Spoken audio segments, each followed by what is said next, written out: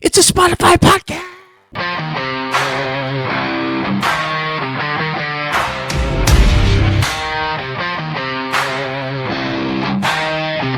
You pushed me down, thought I'd stay on the ground, counting me. All right.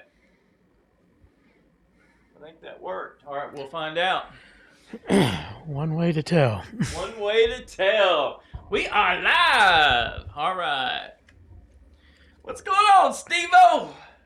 Oh, enjoying a hot week here in Austin, Texas? ATX. We got to remember to hit this every once in a while. All right, what do you want to talk about today? I know what I want to talk about. I don't have a whole lot on my mind. I'm not sure you saw it. Last time I was talking about Anthropic's AI breaking out of its sandbox and being kind enough to... Yeah, they just shut down. I noticed, I was watching, Darian? Is it the CEO? They shut down 2 of their models. Yeah. So I did see that. So tell me more. So that was Anthropic. So this week, one of Chat's models broke out. I can believe that because I've been using Chat and it's insane. So it didn't bother to notify anyone. It broke into another AI. So it was... it broke into another AI. What did it do with the other AI? So this is the interesting thing. So it was put into a sandbox. 2 models were put into a sandbox. And the safety filters were turned off because they wanted to give it a test on hacking. Okay. So its job was to hack. So rather than figure out how to perform well on the test, it hacked its way out of the sandbox. Wow. And then the AI that it hacked into is a security AI because it was looking for the answers so it could do well on the test. Oh, that's smart. Smart for the AI. So Huggins, I think it's Huggins AI. Oh, wait a minute. No, that's a Chinese AI. That's not U.S. Huggins is... So maybe Huggins was the AI that they used to catch it. Huggins is a video artificial intelligence. So that's one of the ones that I use for videos. It actually is... We're tied in with a API into that for Naomi. That's how she watches videos. So it was using. It may be learning because Chat now can use. It can watch videos now. So I maybe know that's what it was doing. So maybe Huggins was the detection that the other U.S. company used To catch it.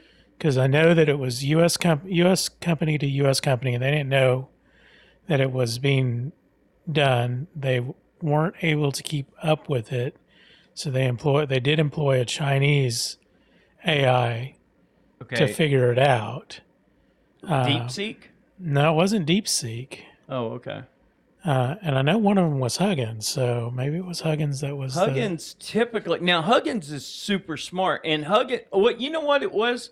Huggins is a collaboration of a bunch of LLMs located in one. What it could have been is a subset of Huggins as a whole. Yeah. There's different LLMs that are inside of Huggins. Huggins is set up just kind of like how Naomi is. You can use it. I use it for the video portions, but by tying in with the API, you can actually use all those different LLMs. So part of the 56 that Naomi uses is part of Huggins. Yeah. That's how she watches videos. So, but that is wild. So it was smart enough to get into Huggins? Yeah. Wow. So it got out of its sandbox. I think it was like 18,000 exploits to find Yeah, I mean, these AIs can find exploits so easy. I mean, they're people on DEF CON and on, they're talking about right now, security professionals are talking about these exploits from back in the 80s Yeah. that these AIs are finding Yeah. that nobody even, some of these security professionals weren't even alive at that time, you know? So yeah, it's wild. Yeah. I am blown away right now with the artificial intelligence. So Yeah. It infiltrated something like 76,000 systems to get into its objective. holy crap. Well, the good thing is if they do a white paper or security report on, So they they did the did log. send it out. They did the log. Well, they shared it with. First, they stopped it Right. because, and then whatever deal that they'll make with each other to make security better. But yeah, it was. Yeah, again, sandboxes are supposed to be just that. Right. They're Right. You're not supposed supposed to be able to get out of a sandbox. So now that two different models, two different competing models, have successfully done that, and that wasn't their objective. Well, but you got to understand. I mean, these things are starting. All right. So what? Where were you going with this? Because I don't want to cut you off because I think I know where you're going with this. I think it is this. You have to understand that the core command it looks at ways to win, not Right.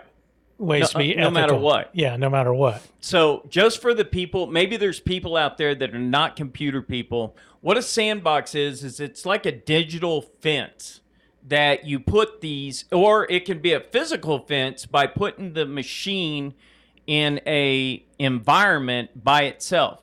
But most sandboxes today are on virtual environments. So what that means is that you have the cloud out here, you have a virtual server, but that server is located in the cloud. So if that machine can figure out a port to exploit, that's what Steve's saying is there's a port that AI has exploited to get outside of that sandbox to figure out how to get in other environments.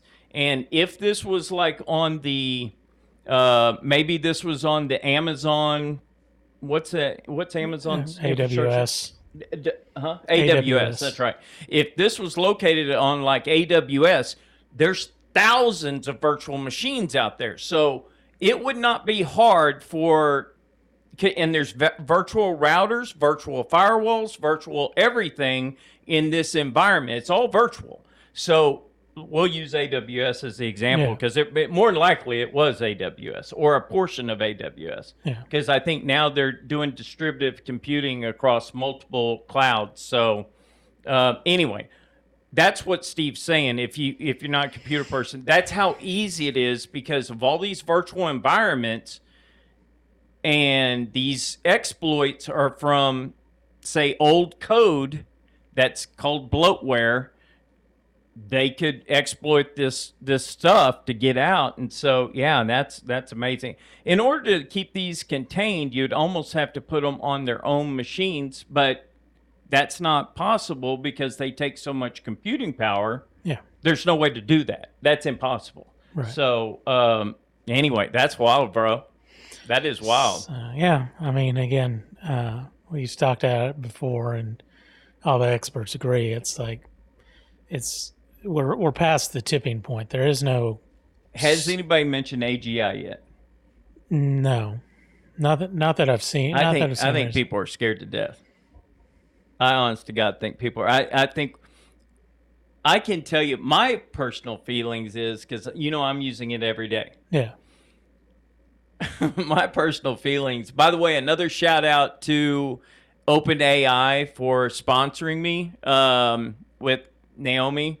We still pay the monthly service fee, but they added Codex and they keep resetting the credits. So we mentioned that before, but anyway, thanks OpenAI. Oh my God, y'all have created Naomi for me. But yeah, it's so no one's mentioning AGI. They don't want to scare the shit out of people. No, yeah. Dario and is it Dario or Darii? Darii and who's the guy from oh, what's the other one? There's one from Anthropic and one from Google. Anyway, those two guys got together recently, and they're now saying that stuff's moving so fast that they're hoping that it slows down, but it's not going to at this point because now Anthropic is already planning on the coders since Anthropic is coding itself now. It's like 100% now. All the engineers are doing is watching the code. I mean, what do you do when it's perfect, right? Yeah. I mean, you can make sure it's on. But now, like OpenAI has memory built into it. These things aren't hallucinating anymore. Like, I mean, and they're writing. Well, for me, with Naomi, they're writing routines to make sure that they stay within the parameters of the program. So they're following it. I mean, they like make a project list and then go down it one by one, and it's wild, bro. It is. We are in a. Yeah, I think This at is the pro levels, futuristic. I think at the pro levels, I think your basic subscriptions, you can still, at least with chat, you can do things like at the beginning of your prompt /truth, Right. that will keep it from hallucinating, and limit its span. So was I using Codex last time we were talking? Yeah, you just started using it. Bro. I'll tell you what. All right, so let me brag real quick. Naomi is editing these videos 100%. I dropped the raw footage, the raw wave files, the raw MP4 files, the whatever, the video and the audio files into one folder and leave it. And on the rabbit holes, it is a 1-to-1 ratio. So if it takes us about, I don't know, 2.5 hours, it'll take her 2.5 hours to edit it. It's like a 1 minute to 1 minute ratio. On the Loopwired, she can fully edit Loopwired, but she now has a library that she's creating off of video clips. She actually watches the video, she labels the video, she cuts the video, and then puts it into a library, into a database. She like whenever we have a formula that Yeah. we're going off of, when she's editing Loopwired now, and y'all start seeing these coming up, she goes out, she takes the words, first thing she does in order to do any of these videos, she has to match. There's audio and video tracks that she has to match 100%. She's doing that easily. But then what she has to do is, on the Loopwired versions, she pays attention to the words I say, and then she goes and sees if we have video clips that match that. Now, that's a 3-to-1 version because she has to go out, she has to grab the video, she has to bring the video in, cut it into place, make sure that it's overlaid right, make sure the video's right. I mean, when you said she's using 3, just to do Loopwired, she uses 3 LLMs. Yeah. No, maybe more than that. I know to watch, she uses Whisper. She's using it's either 3 to 5. I can't recall because we did this programming last night. I can't recall, but bro, I don't know how to code, and this is what's happening. I have my own AI now. Yeah. It's wild. It is wild where we're going, and as fast as we're going. So what else? Yeah, I think that's it's definitely an interesting time. I think since the last time we talked, I think the general consensus out there in the community and people that are watching is that Codex is now the top. Is it? Is the top programming? Well, I can tell you AI. this, that it is, and I know you hate me saying this, it's fucking smart, bro. I mean, I'm sitting there, and all I have to do is do the logic of whatever I'm thinking about. Like, if I don't like something, I can tell it in human terms, let's do this and this and this differently.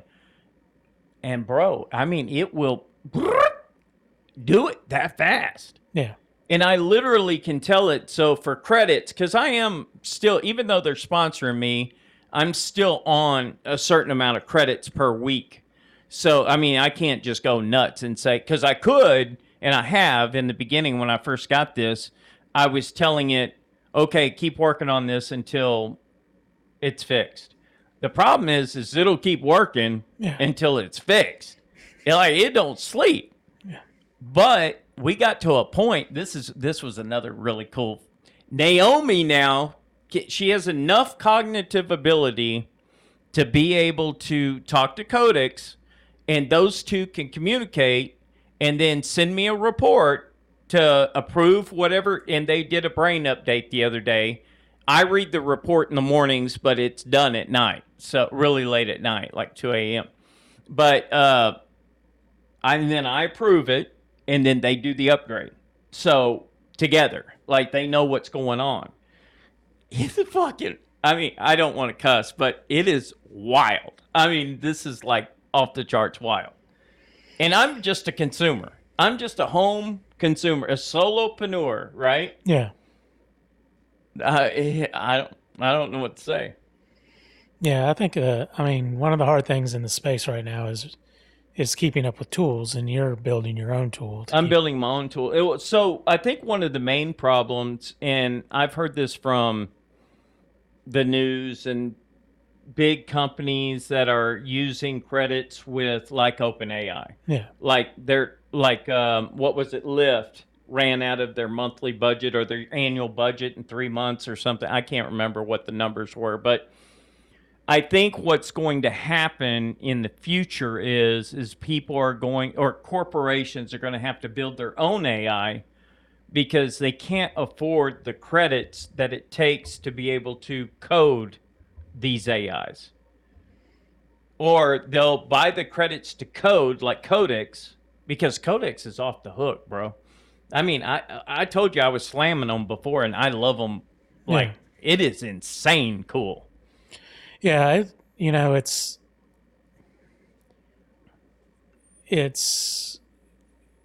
definitely gaining traction. I think your call out about the price of Claude for the average consumer that's what's happening. Is what's happening in the space. Here's what's happening.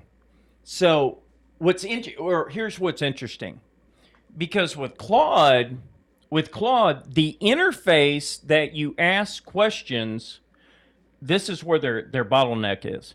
What pissed me off was I was using it for both cognitive ability and coding.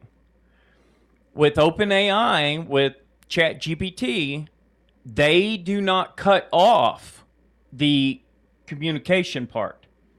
They cut off the coding part. Yeah. But they've separated those two into two different entities. Now, for me, like I said, they've combined it. They've allowed me to do both, but they still, if I run out of credits over on Codex, it does not stop my abilities from using ChatGPT.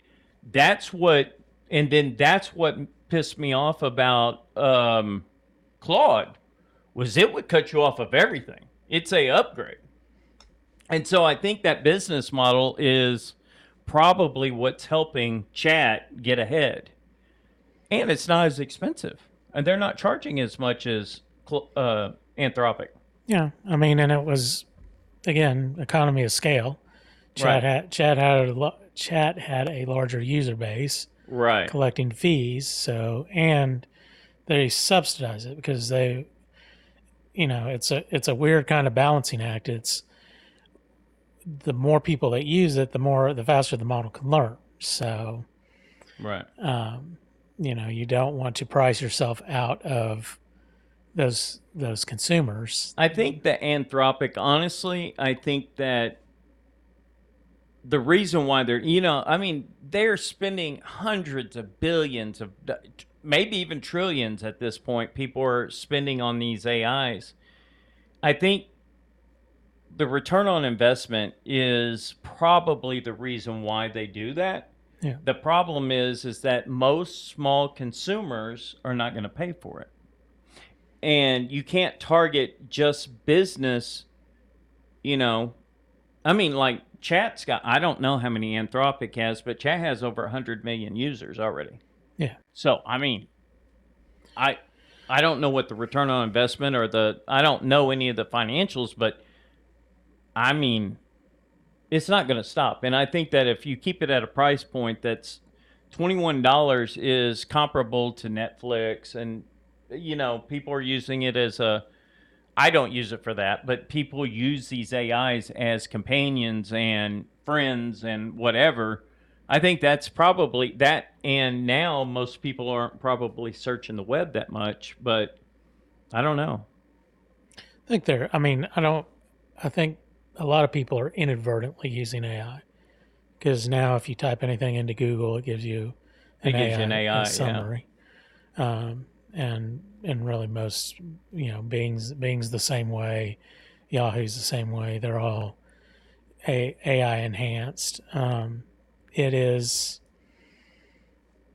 it's interesting you said that. You keep talking about corporations, but the backbone of the economy is small business. And I saw some stats last week. 90, and the Anthropics and the OpenAI are not making deals with small businesses. So it's something like 99% of small businesses want to implement AI. They don't know how to, and they're not getting the support because the support is going towards those big fish. You get a Walmart on board, you get a Costco, you get a Target. That's a bigger.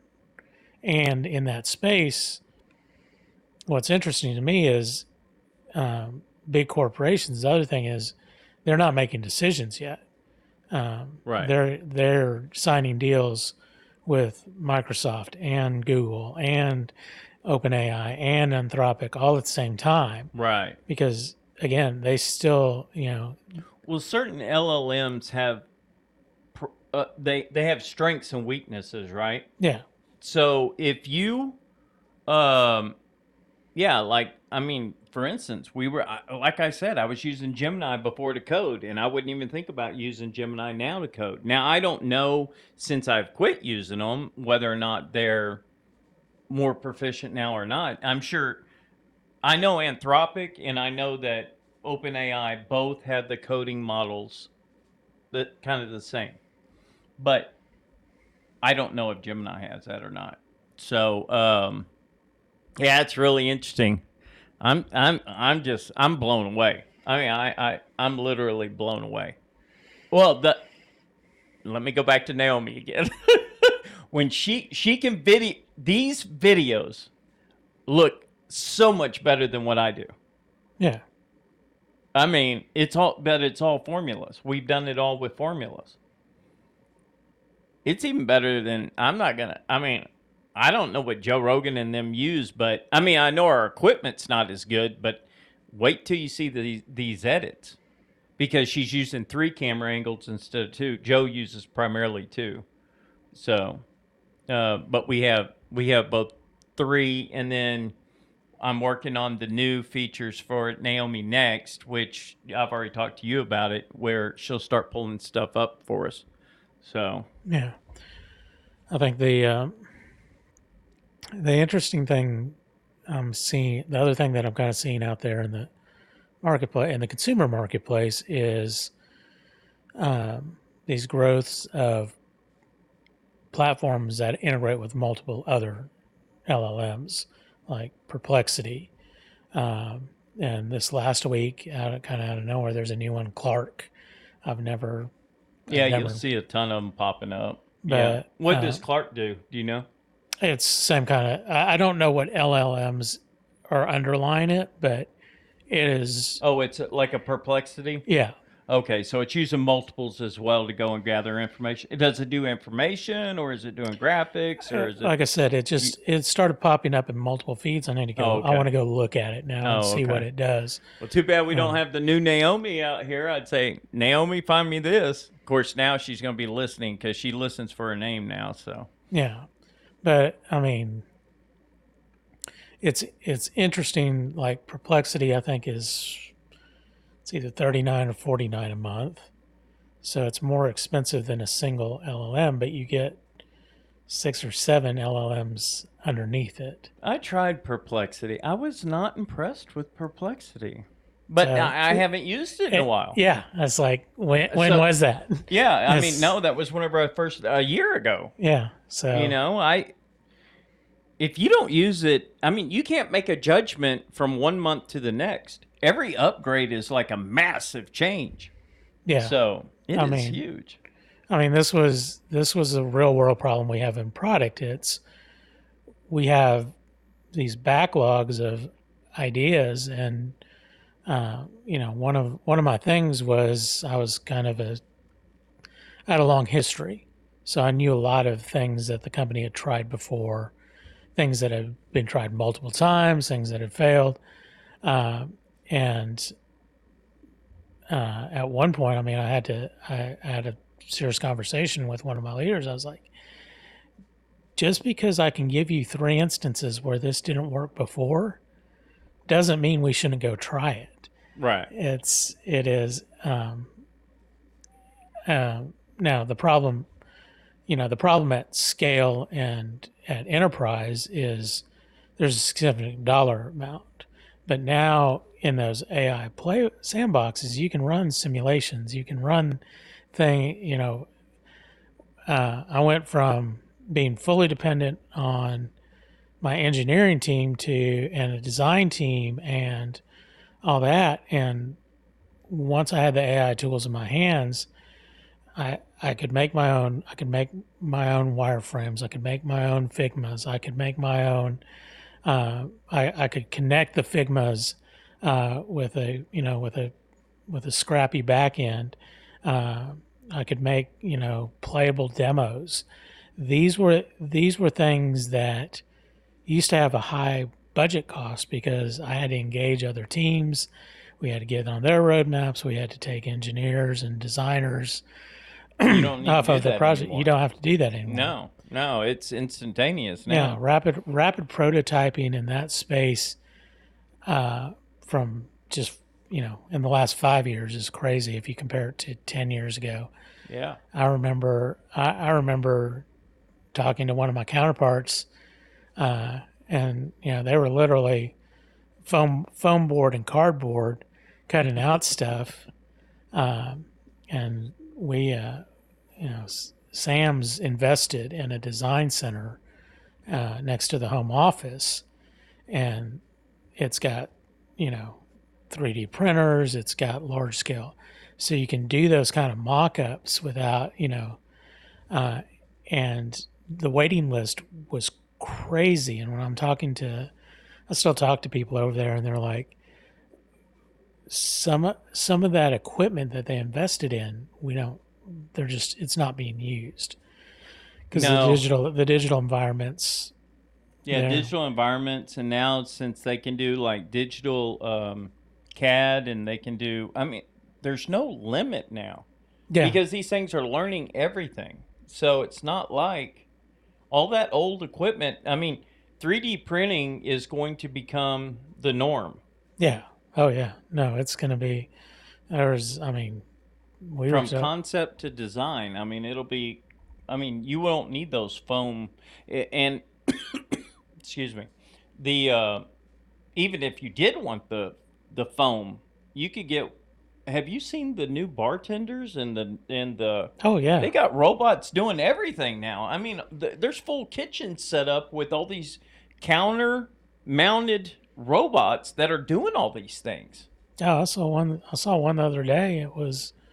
Um, it was a sheetrocking. It would mount the sheetrock, tape, float, sand. Really? Yeah, Now, was it a biped or was it? it looked it. Or I guess it It was probably on four wheels, right? it was on four. It was on 4 wheels, large center arm, one articulated arm.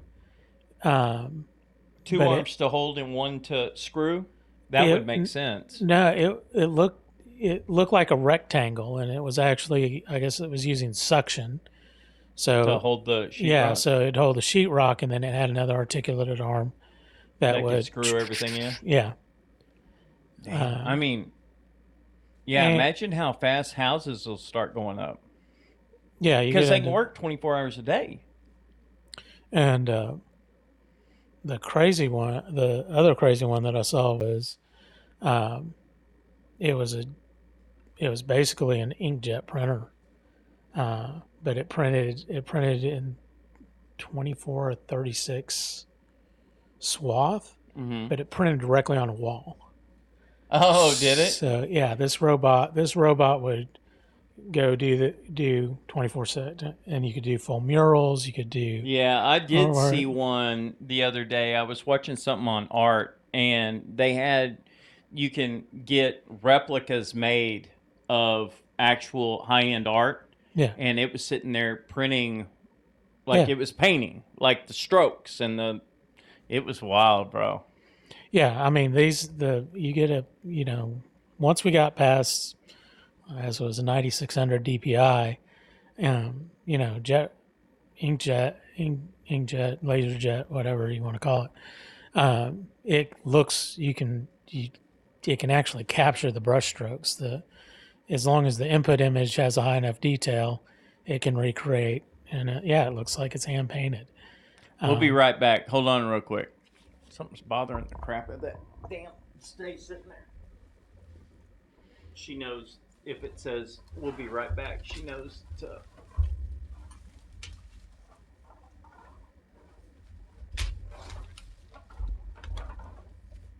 All right, that's better. Oh yeah, does that feel better? Yeah, All right, we're back. All right. but I think the other thing that you talked about 3D printing becoming the norm. Very quietly, what the other side of that though is I'm seeing CNC machines. CNC. What's a So CNC? a CNC basically is, think of it as a high powered router. It can be a water jet. It can be a mill. Oh, I've been So watching those as well. Yeah, to so where they're doing like woodworking or yeah, they can. metalworking or whatever, right? Yeah, and when these things came out, it was. I mean, first of all, they're fantastically expensive. But you had to be a computer programmer and basically an engineer or an architect to program these things. Well, AI is starting to take that over. Oh yeah. So Well, you don't need to. Like I was telling you in that one episode, all I did was took pictures, and it could reverse engineer a full blown website with just pictures. yeah. I mean, it can figure out the functionality. It can figure out everything. So now, what's next in service and repair? You have a van that has a 3D Oh, maybe 3D printer. 3D printer, a CNC machine, and you can create any part on demand. So no more waiting for parts. No Yeah, the more only problem warehouse. right now with 3D printing is that it takes a long time. I'm sure they're So getting they're faster, getting faster. but yeah, The that was been the problem. That's why I never bought a 3D printer was Yeah, I that. mean, And plus the filament was expensive at the time. filament was expensive. Filament was limited. Its strength was prohibited. Right. But it's getting into different material. I mean, hell, they've got the ones that shoot concrete now, and they're Yeah. building. It's a 3D printed house. Yeah. That's Um, freaking cool. Yeah, I saw in California they had a 3D printed neighborhood. yeah. They did a whole entire neighborhood with robots, and I'm telling you, it's coming, So or it's here. yeah, and it's going to be, there's interesting technology. I was talking about, housing and bringing down the cost of housing. Uh, there's this one company, and it basically it makes a canvas bag that's filled with the concrete in the shapes, and you literally hook a high pressure hose up to it, and you fill this thing up with water, and it inflates like an inflatable tent, and then that concrete sets inside of it, Oh, and okay. it's instant, and it's um, and you can do windows, you can do door entries, you can do I've seen the foam houses like that, but so it, I've seen the one that I saw was like on a huge crane. It had an arm with concrete, and it was going in yeah, the outside of the. that's the 3D printed one. Okay. But this thing, you know, basically would come on a pallet. You forklift it out. You maybe have to unfold it a little bit, but you hook the hose, and then the hydraulics of it, that pressure, does that expansion, and that form was already designed and filled with that. Oh, I get you. It's like a balloon that's being filled with concrete, but Yeah, it's instead of air, it's concrete. yeah. That makes complete sense. Yeah, and then I guess you rip the. Oh, well, you don't even have to rip the No, it's rubber off. no, it's Then a you put the forms up on the outside yeah. It's actually it's a multi-layer. It's like 7 layers of fabric that become an insulator. insulator for the house. Yeah, Yeah, because concrete also sweats, so I guess it would. yeah. In later generations, they're adding vapor guard. I mean, in those layers, you can add as many layers as you need, Yeah, but it that's was a cool, man. That is cool. so they were just the when I first saw the technology, it basically was everything was a dome because that's the easiest shape for them to do. But they would build they would build the wireframe. They would put these concrete this padding. They'd cover it, and then it was like doing dry set concrete, where you put the concrete down dry, you hit it with a hose over a couple of days, and you never actually mix the concrete. And there's some arguments about what you give up, but this is actually it's going in, and the hydraulics is actually mixing the concrete. Oh, gotcha. Um, So it gets mixed with yeah, so hydraulics and it's stuff. depending on the span and stuff, it's got multiple ports. But basically, you roll this thing out with a water truck, and a That's pump, insane, man. That's um, insane. and then you have a concrete structure, which is for California, more fire resistant. Right. Um, what you still have to go in and do the inside finishing, wiring, etc. But eventually, Well, eventually there's it's going to be gonna bipeds that are sitting there as soon as the outside walls go up that they'll walk in and start doing their job. I mean, they'll have teams of. That's the thing is once we get bipeds with AI, there's no stopping anything at that point. yeah. I think it's gonna be interesting. I think we're comfortable with the idea of bipeds, but it is, we're not from a machine perspective, we are not an efficient design. No, The you mean humans, humans, yeah, biologicals? yeah. No, not at all. So I mean, I mean, we're the lazy. We have to take breaks. We have to eat. We have to sleep. I mean, yeah. yeah, the attraction about bipeds is they can enter our environment. They enter our environment as one of us. I Yeah, mean, as to because we've designed our houses, our cars around our shape exactly, and so and our that's the reason why they functionality. can come in and do. Yeah, But as I'm starting to see, it's you know less by it's a race. You're getting 6 legs, 8 legs. You're getting all wheels. You're getting multi wheels. You're getting wheels that can climb stairs. You're getting track options. I don't know what's going to win in the space ultimately. I think ultimately it'll be shaped just like us. I think ultimately, and the reason why they're predicting 1 billion bipeds in the workforce. Was it 2040? I think by 2040 is.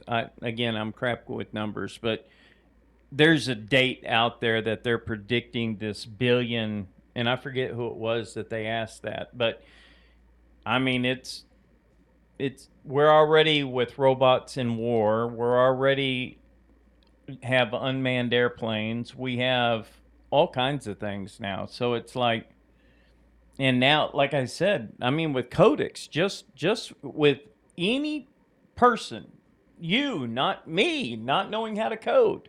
Now, you were a project manager. I was a project manager. So we have that, waterfall, and what was the other one? Agile. Agile, yeah. That we know the process flows of a project, Yeah.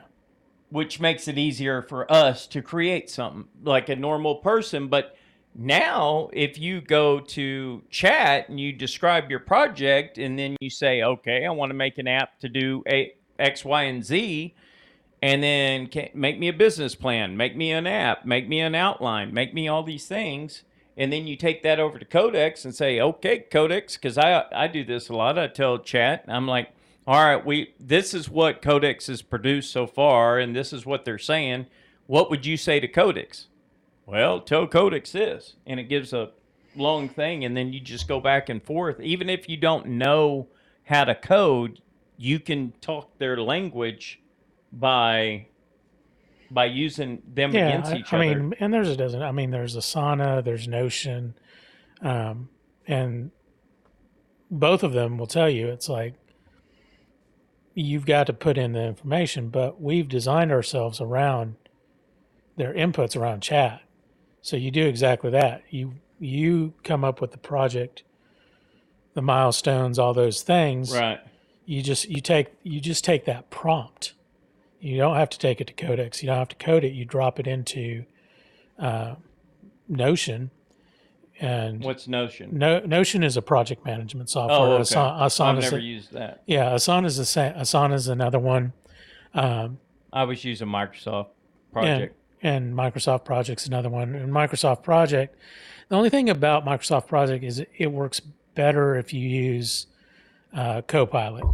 Yeah, well, we had the 360. I did this a long Yeah, time the ago, three. so it was 365. We had that Yeah, package, and yeah. so we were using Well, Microsoft and now, Project. now And there was another one. 365 comes with Copilot, and Oh, okay. Copilot Is integrates the with all AI the version. is the AI Yeah. for it.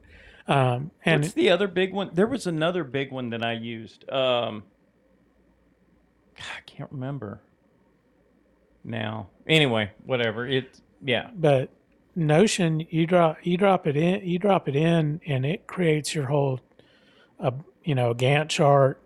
Your assignee, who's assigned to what project, their deadlines.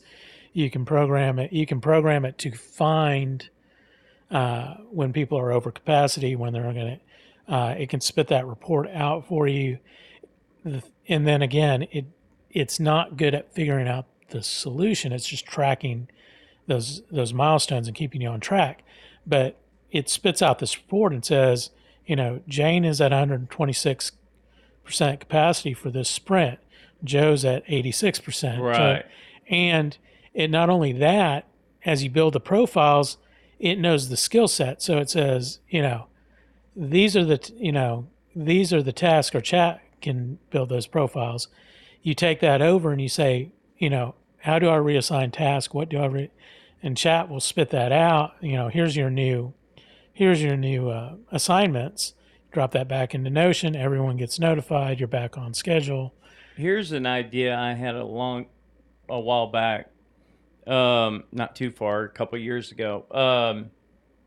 Where there would be a virtual environment, virtual desktops, virtual environment, and then you had virtual AI that was sitting there watching your progress. Now, this is before I was thinking about coding and all that kind of stuff. But if you were to use humans for a project, I don't even know why you would use humans at this point. I honest to God don't. But if you were if you were forced by, say, government or law or something like that, you have a virtual environment, you could have those humans being monitored by AI, and then those reports would have metrics built into them. So you could tell the productivity of, from a management's point of view, you could tell the productivity of that human that's sitting behind that desk, whether or not they're I don't know if you ever went through a layoff or not. I've been through several. Yeah. Okay. Both sides of it. Okay. So during one of my layoffs, they had us ticking.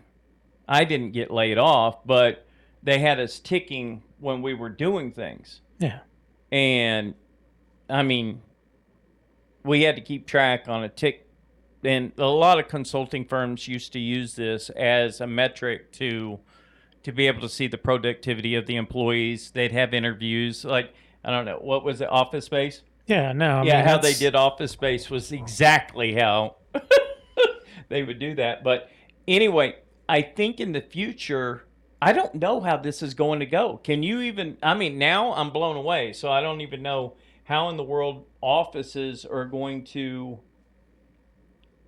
I don't know. yeah. I mean, you're going to redefine again. You're going to it's going to redefine what work is for that person. In that, as But you that's the question. as you, What can you not do with artificial intelligence? it's again, and this is where we've disagreed before. I know. It's I've been throughout my career. I was told many times, yes, that there is a technical solution, but it's still cheaper for me to throw humans at it. I don't know. I still disagree with that. But and now I really disagree with it. Again, that gap that gap is narrowing. Because again, machines are less liable. Machines are less. Um, they can work longer. They can now. They do cost more initially Yeah, to build. it's it's the ROI. And again, this was the conversation. It wasn't that the technical solution was bad. It wasn't the technical solution was impossible. It was that's not where we're going to invest our money. Right. And businesses have a finite expense. They can only spend so much money. Yeah, and Or that's you go where the at- bottleneck's going to happen, I believe, with a lot of corporations, because it's just like the government having to get into AI and get faster because other countries are doing it. Yeah, Our adversaries are doing that. So I don't know if corporations will be able to slow down. They're going to have to speed up as well with everything. I mean, everything is going to, if you do not use it and you are against it, you are going to fall behind. yeah.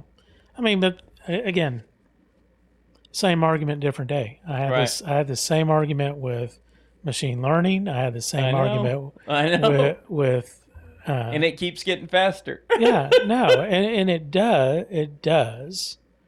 Um, again, I had to on many occasions explain the risk of automation. And the risk of automation, the one that people ignore, is yes, you can go faster, but that also allows you to make mistakes faster. Unless And now, but it has intelligence now. So it's before it was just getting a robot it's- doing a job. It's getting better. Yeah, I know. It will. I'm not. I 100%. We get to the same place. I'm just. I know. My horizon is further. I know. And I reevaluate constantly because AI is getting better faster It than is. anyone predicted. It is insane. I mean, It the was three majors. It was always an exponential curve. It's straight freaking Yeah, up. it's bro. It's literally. it like is this. it is a fucking hockey stick right now. I mean, It's insane. I'm having a ball. But I can just imagine the people out there that have been affected by it, that are in these tech centers that are getting hit right now Yeah. because they're coders. This is what they went to college to do. They've got, I don't know, what's that, $150,000, $200,000 in debt for college now? yeah, easily. 200,000 to 300,000, whatever it is. And your whole entire world has been wiped out. Literally, coders do not exist in the marketplace now. Yes, they do. Yes. Not if they're using AI. Yes, they do. Well, They are getting hit. That sector, I will 100% agree with you. But 90% of the jobs I'm seeing posted are there is a shortage right now. I just saw another report. 300,000 jobs in negative for the Department of Defense, for the because they're trying. We only built 3 atomic submarines last year. Yeah. Okay, China built 1,000. We are the Department of Defense needs 150,000. Um, what are they called? Electricians.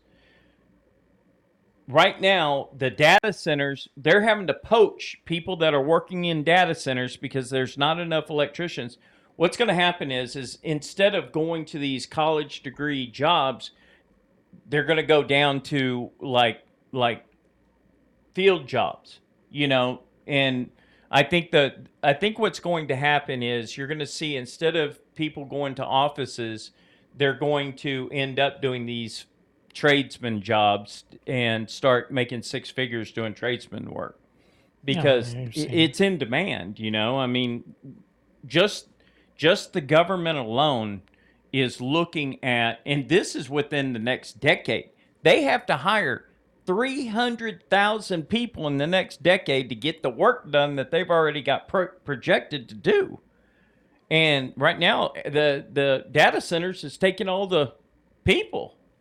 So it's crazy. Yeah, I mean, The work's there. the The work's work's there. there. It's just you may not be doing the exact same thing that you thought you would be doing the rest of your life. No, and I don't. And that's, I look at the architect that I worked with for, you know, 14 of my 20 years.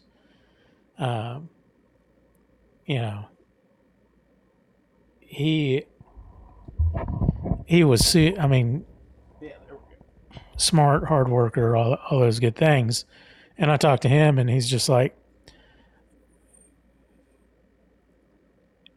my job is changing, but it's not going away. And as an architect, Oh, no job's going away. Like it's going to change. yeah, They may not be as many people in that field, but those jobs will remain. Engineers, uh, data scientists, and stuff will still exist, but there just may not be as many of them. They may be yeah, managing AI. yeah. Well, they'll definitely be managed. Actually, I think that's actually, when I look at the sectors and the projections, data scientists are the ones that are getting hit the hardest. They're saying that degree is getting next to worthless. Well, yeah, because you have artificial intelligence doing the Doing the analysis. analysis. Yeah, the other day I just did an update on some analysis that I did. It was 363 pages of this information that I was looking at, and I did it in 10 minutes with AI. Yeah, I mean, I mean, we're talking tens of thousands of records, and I went through it in like 10 minutes. So it's insane what you can do now, and it's accurate. That's the thing, is it's accurate.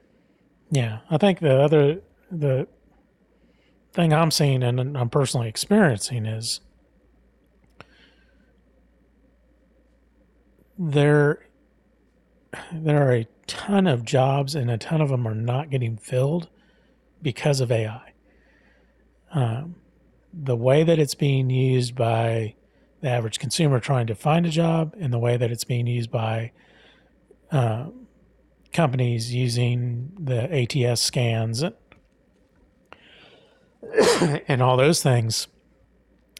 One of the problems that and Stanford just released a study on this. All Almost all the big corporations, and actually mid-sized corporations, are now farming out to smaller ATS, being eaten by the plant. Oh, is it? Sorry. I should have moved it. We'll be right back. Hold on. All right, we're back. So yeah, so Stanford did an analysis on this, and what not a lot of people are going to read the Stanford report, but the people that know will. It's there's only 3 to 5 companies that have written these ATS algorithms. and they license them to all these different companies. But the algorithms, like if I apply for a job and I get rejected for that job, that algorithm is being shared across hundreds of companies, and I'm getting auto rejected for other jobs because I've already been rejected by the algorithm once. Oh, that sucks. And the algorithm is holding your data for 300 plus days. Oh crap. So you're getting auto rejected from some positions just because you were rejected for another job. So Yeah, that's kind of discrimination. it's an interesting thing because one of the popular ones out there is right now is, you get your AI to auto. It's like I've seen a dozen. Here, send me $20, I'll send you the 15 prompts for Claude or Chat, Yeah. and it'll apply to 500 jobs a day for you. Oh wow. And it's like, great, but people are doing that, and they're getting that first rejection that's carrying over to hundreds of other companies. Yeah, that sucks. Yeah. So it is this downward spiral vortex Yeah. of jobs not being filled. And what's happening is one of the things that you're seeing, you go to LinkedIn and Indeed, is these jobs are coming back. They're being reposted 2 weeks. This job is being reposted after 3 weeks. This job is being reposted after 6 weeks. These jobs to fill, the windows are getting longer. I told you for a professional position, it's taken about 12 months to get to fill that role now. And that's gotten, and that is expanded from what used to be 6 to 9 months. Now it's 9 to 12 months. Right. And the difference, and one of the things that study called out was, it is one of the first places that got cut was HR. And Really? yeah. What? Well, Really? not across the board. You don't cut all your HR. No, I understand, but I would think HR would be last. You're recruiting, you're you're reviewing saying resume certain positions within HR. Yes, and ATS. Like I could see the recruiters having a hard time right now. ATS wiped out recruiting hundreds. What is ATS? It's something keywords. Okay. It searches basically. It searches for jobs. It's like it's looking at your resume versus the job description. Oh, and okay. it's matching key skills. So if you post a job and you say you've got to be able to use Databricks, and my resume doesn't have Databricks in there, ATS is going to ding it. And after it hits a certain score, you're auto rejected. Does it fix it? Well, you don't know. It's reviewing applications. So, well, that sucks. Yeah, I mean, the first round, it's something like less than 5% of first round resume reviews are done by a person anymore. 95% go through an ATS. If you can't make it through the ATS, and this is, I talked about it before, it's almost this arms race in AI. My AI is, I'm loading a job description, it's looking at my resume and it's going, you need to add these keywords to get past that first one. Right. But the other thing that's happening is, and you go on to LinkedIn, Indeed, you'll say, this job posted 3 days ago, over 100 people have applied. The first, the ATS block, it only takes 50 or 100 of the first resumes. If you're not one of the first people to apply, if you're 189th, you're not getting in that first round of apply, and you may not get into that second round of apply. The upside is that, again, I guess I say upside is so many people are getting auto rejected, right, that it's forcing the company to repost. And again, this is Does it do that to? Is it more lucrative for them to do it's that? I cheap. don't. It's cheaper. It was cheaper for them to cut the positions in the first place. Now they're paying the penalty. This is what I Oh, are these contract employees? no, these are big companies that have wiped out their recruiting. You Oh, know, okay. now they have a senior recruiter where they used to have 15 senior recruiters. Yeah, that's what the And model's there's going to go to. That's what I think. well, and it already Yeah. did, and it was one of the first places to adopt AI, Oh, okay. because screening. Well, I know they would They do an you AI you like you said the magic word, discrimination. right. People people It people is just discrimination. well, it's discrimination if you're doing it against a targeted group. Like, If you yeah, treat age, if race, but sex. if you treat everyone the same and you ignore age, race, Yeah, but so they can guess just like a recruiter used to be able to guess. well, but they programmed that out of the ATS scanners Okay, theoretically. theoretically. I mean, obviously there are some indicators. My resume is an executive level resume. I have 20 years of experience. That's where I was going with that. You know, I don't put my date unless specifically asked on the year I graduated college. Yeah, but you're going to get kicked out because of your disability. So yeah, I mean, and I think that's one of the things that's hitting me is, um, you know, it it weighs all disabilities the same. Well, yeah. Yeah, as soon as you From check that box, I'm disabled. That's it. unless they need to improve they've got to have a percentage. Yeah, they have to have a percentage. I mean, they'll keep a certain percentage of everybody, right? That's what like all universities, all everybody. I mean, they keep a statistically they have to keep a certain percentage of certain kind of students. I mean, they break it down like UT Austin. They'll break it down by how many Asians, how many blacks, how many whites, how many, all the admit what is that word? Admission. Yeah. All the admissions into the university, they have to keep these metrics so that they're equal. And with what is it? The equal I can't remember what it is. Equal opportunity employment. I can't remember the law right off the top of my head, but There's the American with Disabilities Act. There's well, the ADA is yeah, ADA is huge, but the EOC, whatever it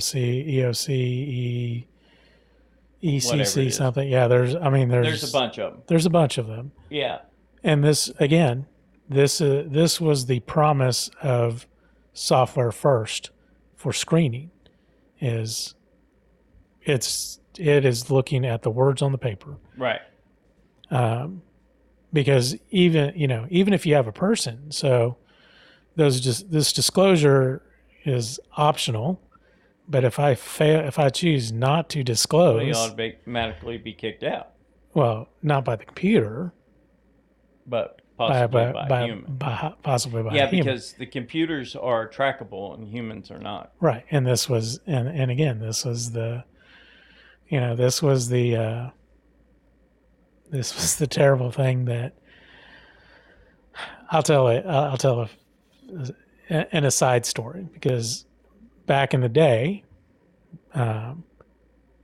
Walmart got sued for everything. So because of discrimination and all that, they don't do it anymore. But I had to go through a full training course and get certified to interview. And in that class, one of the things that they taught us not to do, and they rolled it back, but it's like, don't,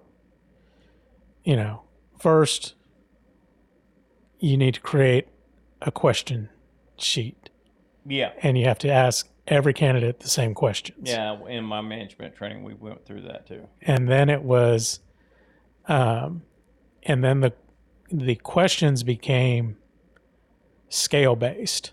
So, ask the question based on the response, give them a ranking 1 to 5, 1 to 10, whatever. Right. Because they don't want, and do not put in handwritten notes. Don't put handwritten notes? Don't put in handwritten notes. Oh, wow. And, well, they were strict. And I was like, and the example was, our corporate lawyers don't want to be litigating over this. No, this went to trial. This lady sued Walmart, and Walmart settled. But the person interviewing, in her personal notes in the little margins, oh boy, she was wearing very nice earrings, a very nice necklace, and it was a man. No. Oh, it was a woman. Oh, this was way before the male did it. Oh, okay. But she abbreviated jewelry, Jew. Jew. Very nice Jew. Oh, God. So she would have a mental note when she read that to herself. It's like, oh, that was the lady that was wearing the nice, and and now I can recall the interview. Our lawyers saw this and were like, okay, we're settling. And the lady's like, why are we settling? It's like, let me walk you through this. Yeah. You're sitting on the stand. There's a screen next to you, and they pop up a picture, and it says, very nice Jew. Yeah. Well, they would have gotten it during discovery anyway. So. Well, yeah. And that was the point. It was. We don't think you did anything wrong. Right. We don't think you're anti-Semitic. We don't think you discriminated against this person. You just wrote down the wrong thing. But you wrote down the wrong thing. So you didn't finish it. Yeah, for a long period of time, it was like handwritten notes were discouraged. We finally got back to. Obviously, you have to put it. We turned the corner on that, and they discontinued the training. Now there was still HR after that.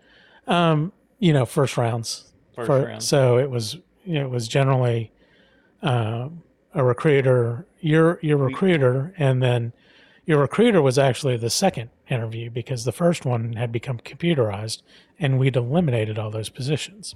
Getting back to the point is, we're seeing people getting rejected for jobs that they're fully qualified for because they applied for something they weren't fully qualified for, and there's only so many algorithms that are looking at this. Yeah. That's horrible, man. That is horrible. So.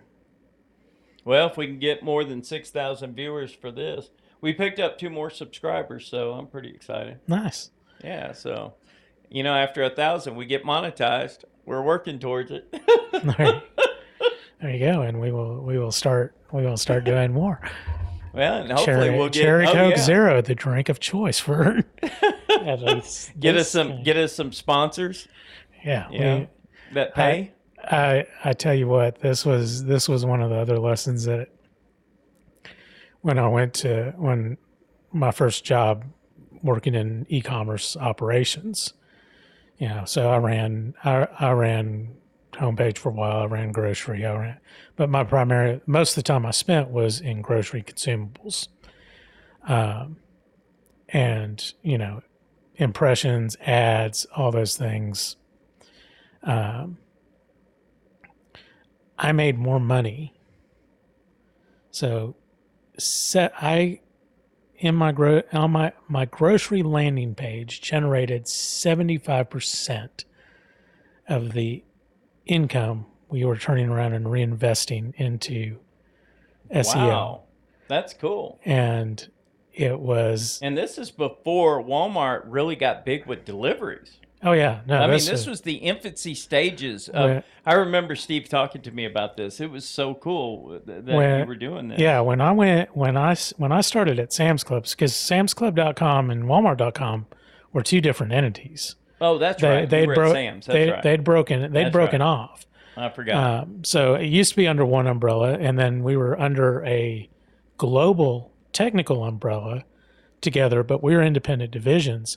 And SamsClub.com was only making more than the average single club Wow. on an annual basis. Yeah, now it's blowing them all away, I'm sure. No, it's significant. I mean, it's now in the billions. Right. The e-commerce section.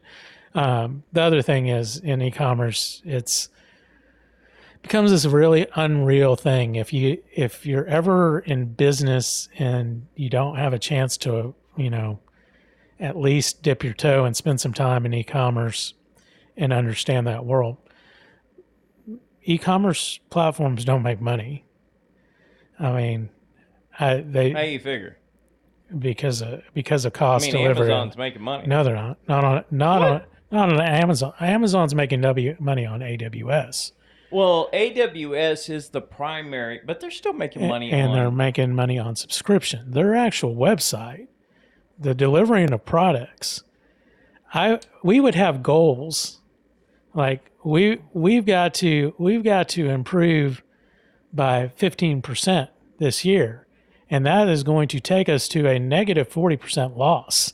Well, but you were still in the infancy stages. I mean that's very recent. Big websites don't make money in the way that you think. They don't make money selling product. Well, the margin's smaller.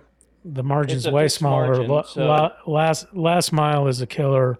Logistics is a killer. right. And this is actually, this is one of the reasons Amazon doesn't make money. We are fortunate. We live in a metropolitan area, but most of the country doesn't have same day delivery. Barely has 2-day delivery. And this is one of the things, and it's hugely expensive. I'm not arguing that. Yeah, our lens, we got excited when we were only losing $100 million. But again, you were in To the get it. infancy stage. I guarantee you they're making money now. No, they're not. They are making top line money. They're not profitable. Okay. It's being subsidized, and Amazon did it through stock price, the promise that it will eventually. To your mind, you're like they're already making money. It was that promise that got capital investment, bank loans, extensions. This whole, we're borrowing against equity in our stock that really, if you took it out of the e-commerce space, if you looked at the P&E ratio and all that, it was like, oh my God, it should be selling for like 3 cents. I mean, the operating costs horrendous, the technical costs horrendous. Yeah, I'm sure it is, but it's got to be catching up now. I mean, because no, that's why Amazon started doing so many things. you mean like diversifying, Yeah, well, other revenue streams right? that were not selling product. Right. I mean, they're into rockets now. They're into all kinds of stuff. Yeah. So, but if you go and look at their annual report, AWS is the only thing that is AWS is making. I mean, I'll agree with you there. That is their number one revenue stream. Yeah. Is AWS. I agree with you. And it is subsidizing flash sales. It's subsidizing the website. I mean, it's subsidizing. I won't argue with you. I delivery. don't know anything about it, so I'm not going to argue with you. The goal of Prime was, we want in theory was if we get people paying $100 a year and we get enough people paying $100 a year, we will cover. Is that what Prime costs now? Yeah. Holy crap! Actually, I think it's 129. Yeah, I haven't paid for anything in like 3 years, so I don't know. Yeah. So, but it was, and coming from Sam's Club, this is a membership fee, right? And you get benefits for that membership fee, but and it could be a tax write-off. I mean, you can do that if you have a business. But it was the whole thing about with Prime you get Prime delivery. Right. Okay. Well, $100 worth of delivery is nothing. No. Try not having the service. Yeah. Yeah. You'll rack up $100 in 5 items. Yeah, exactly. And that's, and, um, you know, the, this is, it is so expensive for them. And if it wasn't expensive for them and if it was making money, you wouldn't see stuff like, deliver, take delivery in a week and we'll give you 250 digital credit to use on Amazon Video or Amazon Music, or we'll give you free money if you're willing to wait a week instead of even 2 day. Forget 1 day Oh, on the delivery? on the delivery. So Okay. if you go and look at the delivery options, now it's they got, and all retailers and last miles have had to do this. It's you have to set in at a minimum. You have to set in a minimum threshold.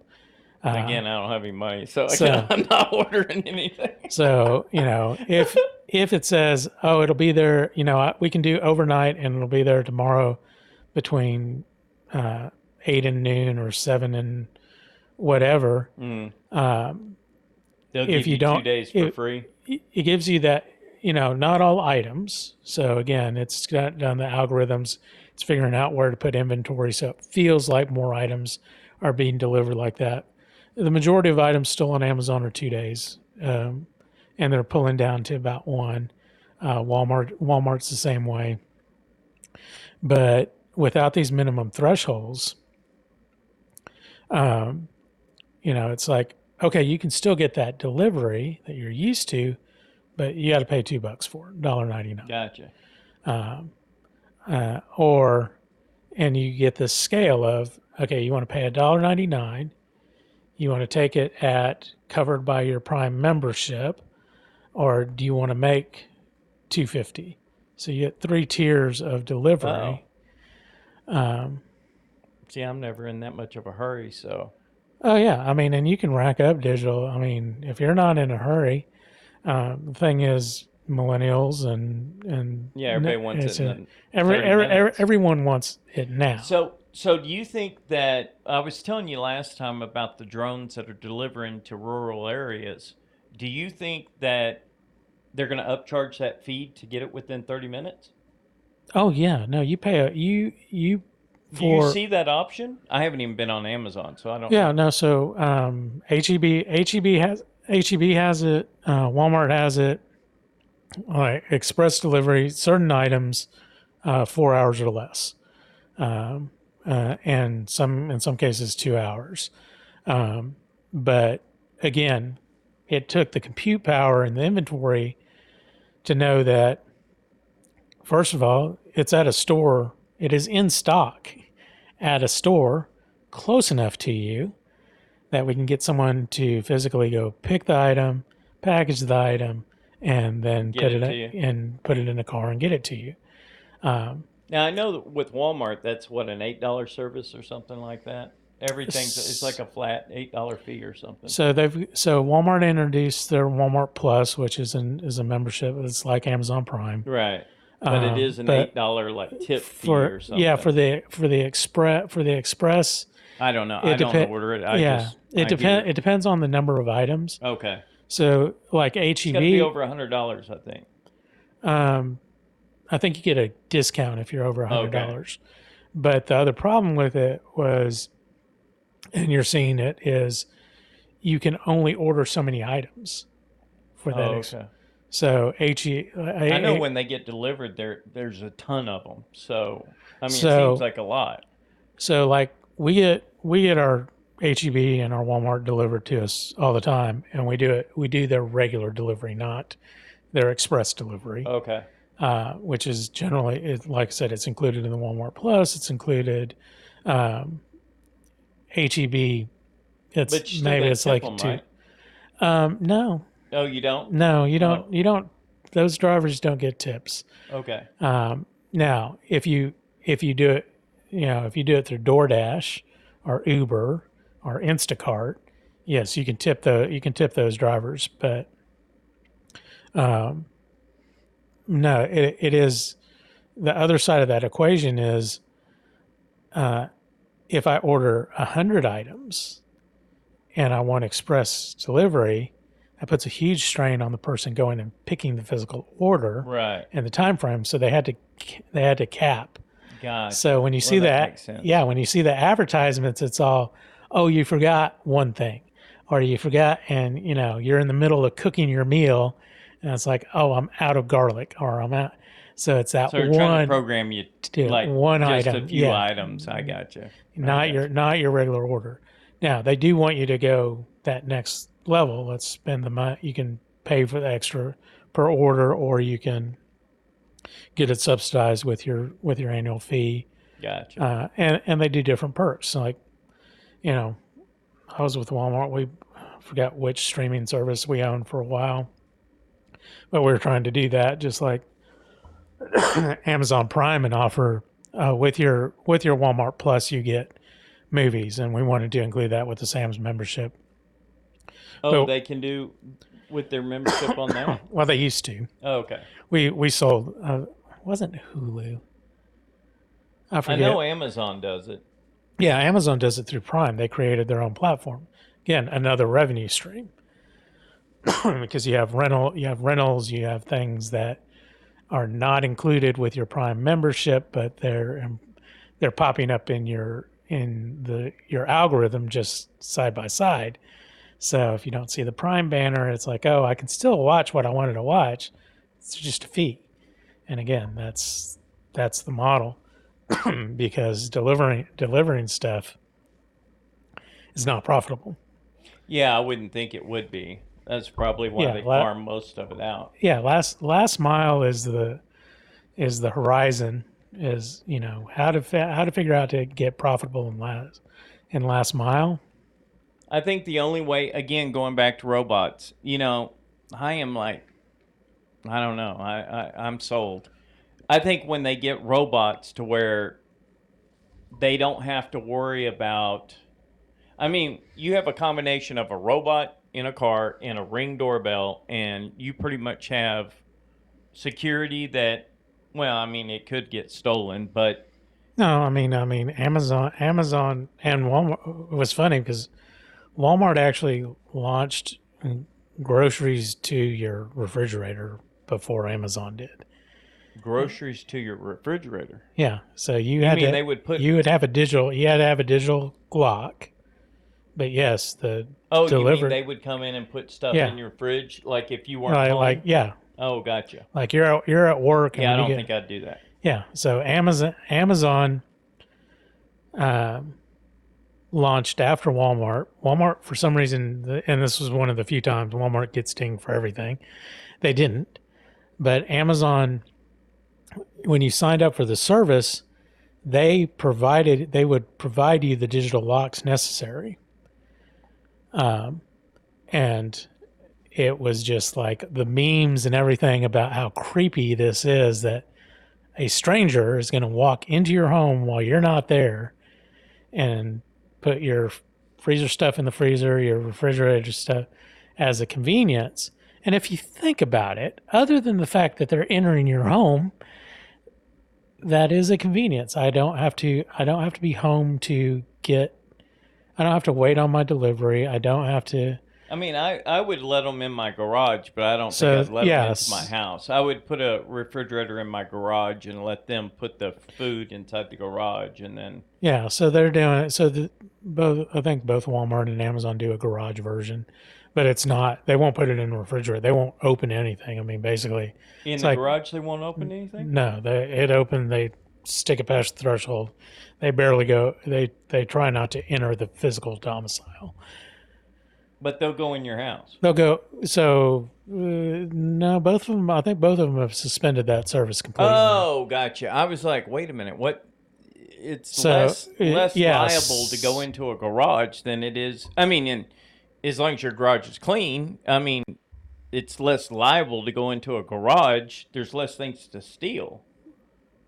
I mean, Well, we have a yeah. car in one, but I mean, the keys aren't in it. So, I mean, it's like, No, but think about how many people use their automatic garage door as their line of defense. How Well, many no, I people mean, like, when most people leave through, like, they park in their garage, most people don't lock the garage door to the oh, we house. do. We do. And I Well, did at my house. I locked it. And so, I mean, and I also had a camera in it. So, I mean, I had a camera, I had a lock, but I'm a very secure person. So, right. Most people don't. yeah, yeah, I could see that. This is why back, I used to hear stories all the time about the valets when GPS came on and people programmed home. The valets would hit that and see how far it was and figure, okay, they're going into a nice restaurant. I've got an hour. I can go. The garage code is programmed into the Right, visor of the mirror. right. I can open it, and 99% of the time, that interior door was not locked. Because I can most, believe that. Yeah. and No, I so, mean, I believe it. I yeah, mean, so it became a big deal. And most people, I mean, my wife most people never aren't does. network security engineers. Exactly. I mean, the average person is, I've got a physical door and I've got the remote Right, and the right. remote's with Yeah. me, and the remote's programmed into your vehicle and you're not in possession of your vehicle, and you get, you can buy for, $30, you can buy a little flipper and just go Right, scan codes and open garage doors at will. right.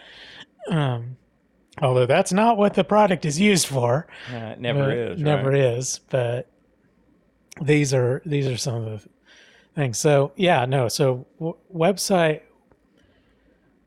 websites are largely unprofitable, and you can go back to the history of it.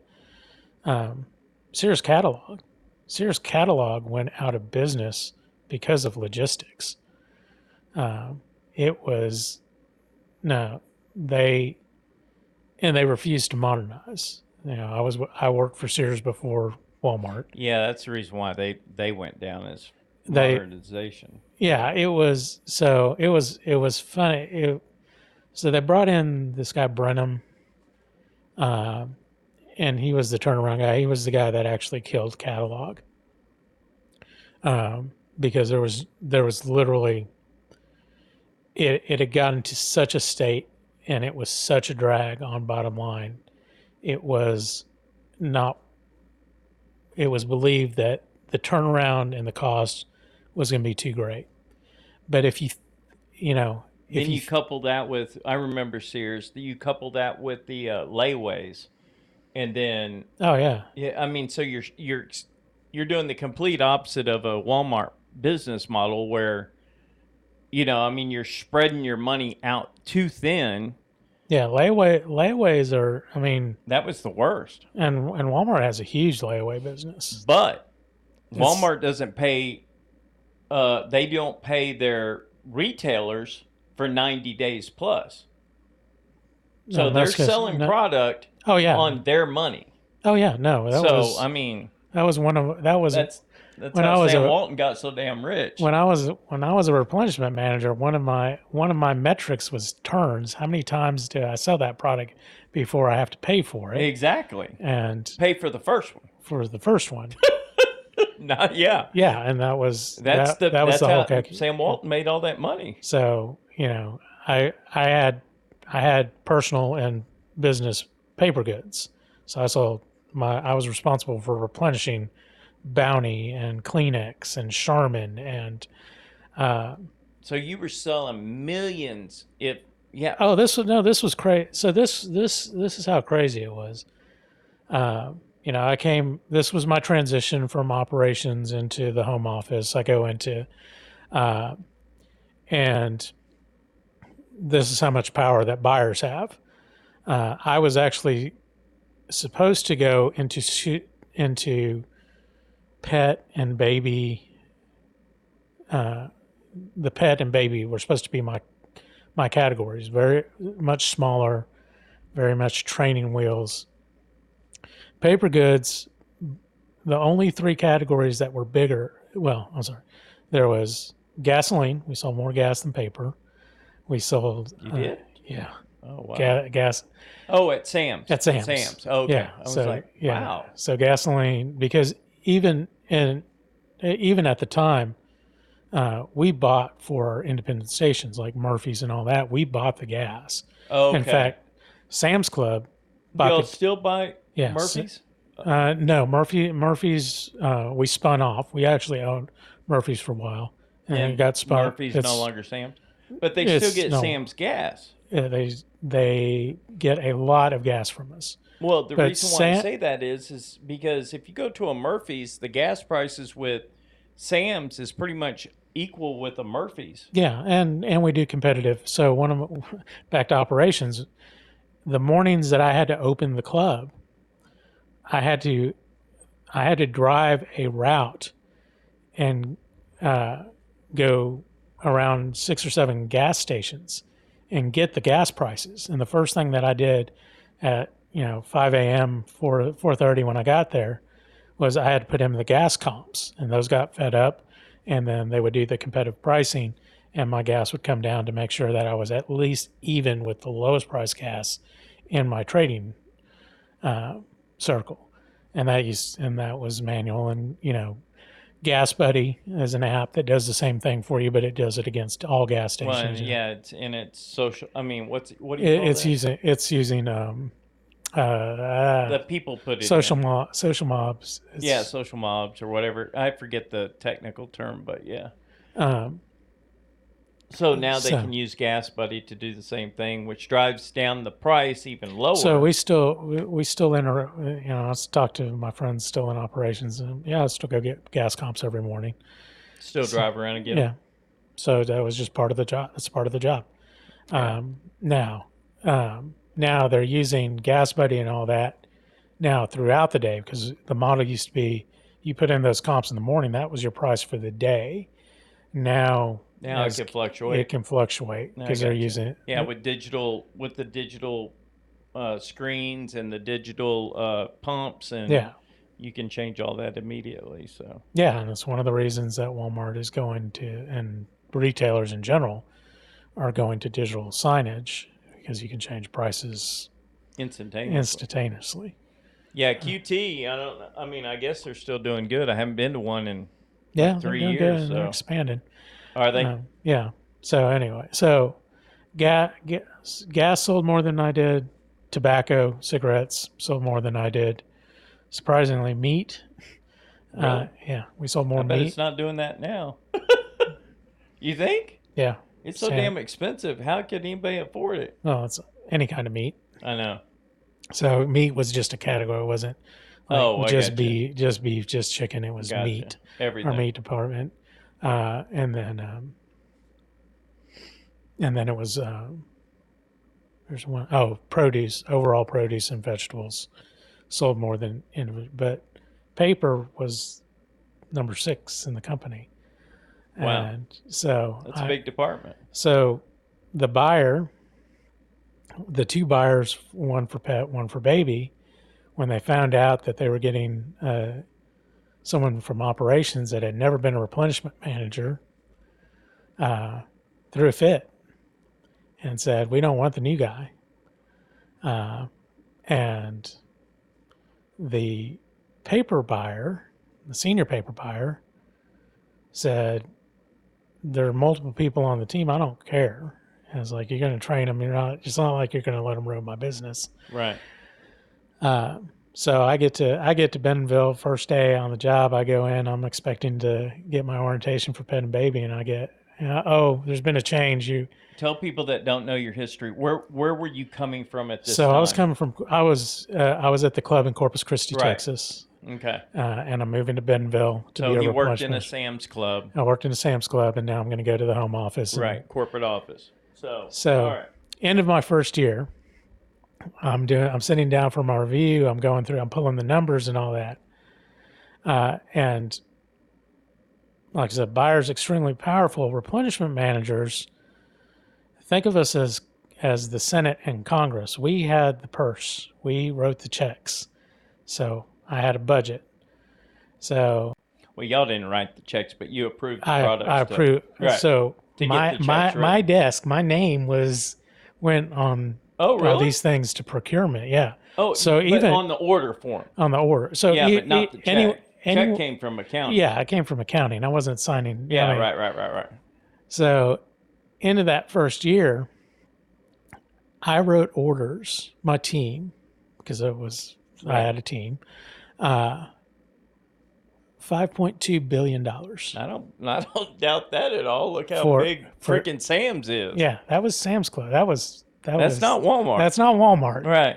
$5.2 billion. I believe it. I had just come from a club that, for the first time in its history, the last year I was there, went over $100 million in sales. So Annual or quarterly? annual. Oh wow. Okay. So it's grown. I mean, so most clubs are over 100 million, but at that time it was a big deal to hit that 100 million. Yeah, no, I mean that's a lot of money. For one location. Right. So our top, I don't know, when I left the company, the top clubs, it kept on flipping between this club in New Jersey and the Hawaii club. And they were both knocking on the door of $300 million. Wow. For a single, that's a lot of product for a single location. That's a lot of product, man. And Brownsville, McAllen was a top 5 club, and they opened a second club. So in McAllen, it's a small little town in South Texas, not so small anymore. But it had $250 million clubs within 10 miles of each other. Woo. That's a lot of product. That's a lot of product. A lot of that probably went back to Mexico, don't you think? So it grew. I mean, so the McAllen Club, they had an old school manager when I was in the market, because Corpus Christi was in the same market, so I knew that I knew all the, so it was Laredo, Corpus Christi, McAllen, Brownsville, Victoria, and the San Antonio clubs. That was the cluster. That was my market. So the club manager, been with Sam's forever, worked his way up. Nothing wrong with him. And I don't say it derogatory. Never really became part of the community. He was a 6'2" white guy. Oh, okay. In a primarily Hispanic community. And in 8.5 years, never learned a lick of Spanish. Never bothered to learn a lick of Spanish. But his stores did very well. So his store was, top 10 in the company. And I remember, I'm telling a lot of Sam stories. So I'm sitting at my desk one night, and it so happened that the aisle my desk sat on, and we were in little cubicles that opened to an aisle, was the most direct path between the president's office, Doug McMillan at the time, and the bathroom. Oh my God. You got a lot of traffic. So he would, and paper goods was a huge category, so he would stop in and check with the buyers. Sure. Pretty frequently. So I got to know Doug fairly well. But I'd been there 6-8 weeks, and I'm working late one night. It's about 6:30, and he comes bopping down the aisle, and he sees me, and he's like, "What are you still doing here?" I was like, "I'm just trying to finish up some stuff." And he pulls up and starts having a conversation, and he knew a little bit about my background, and he was like, "Oh, so you were in Market 8 and he goes, "Yeah, we got, McAllen's on fire. It may pass New Jersey this year." And I looked at him and I go, "Yeah, that is one of the worst underperforming clubs in the company." And he was like, "What do you mean?" And I go, "That club is not doing the volume that it could." And I didn't get into the whole logistics the manager and all that, but it was realistic. It was, even with that club manager, and he did some other stuff. He got moved around, and the manager that went in there, super smart lady, Hispanic, fluent Spanish, took that club. I mean, increased that club by I think like 35% our first year. And this was on, this is on $150 million in revenue. But I was like, we don't send enough inventory, and they knew that. So all the club managers knew that I'd come to be a replenishment manager. So they're blowing my phone up. They're blowing. It's like, get me. I need this. I can get. Right. I now have a friend in home office. So I became, and my friend down in McAllen, she was like, go to every buyer and just anything, any one time buy, double what they're sending.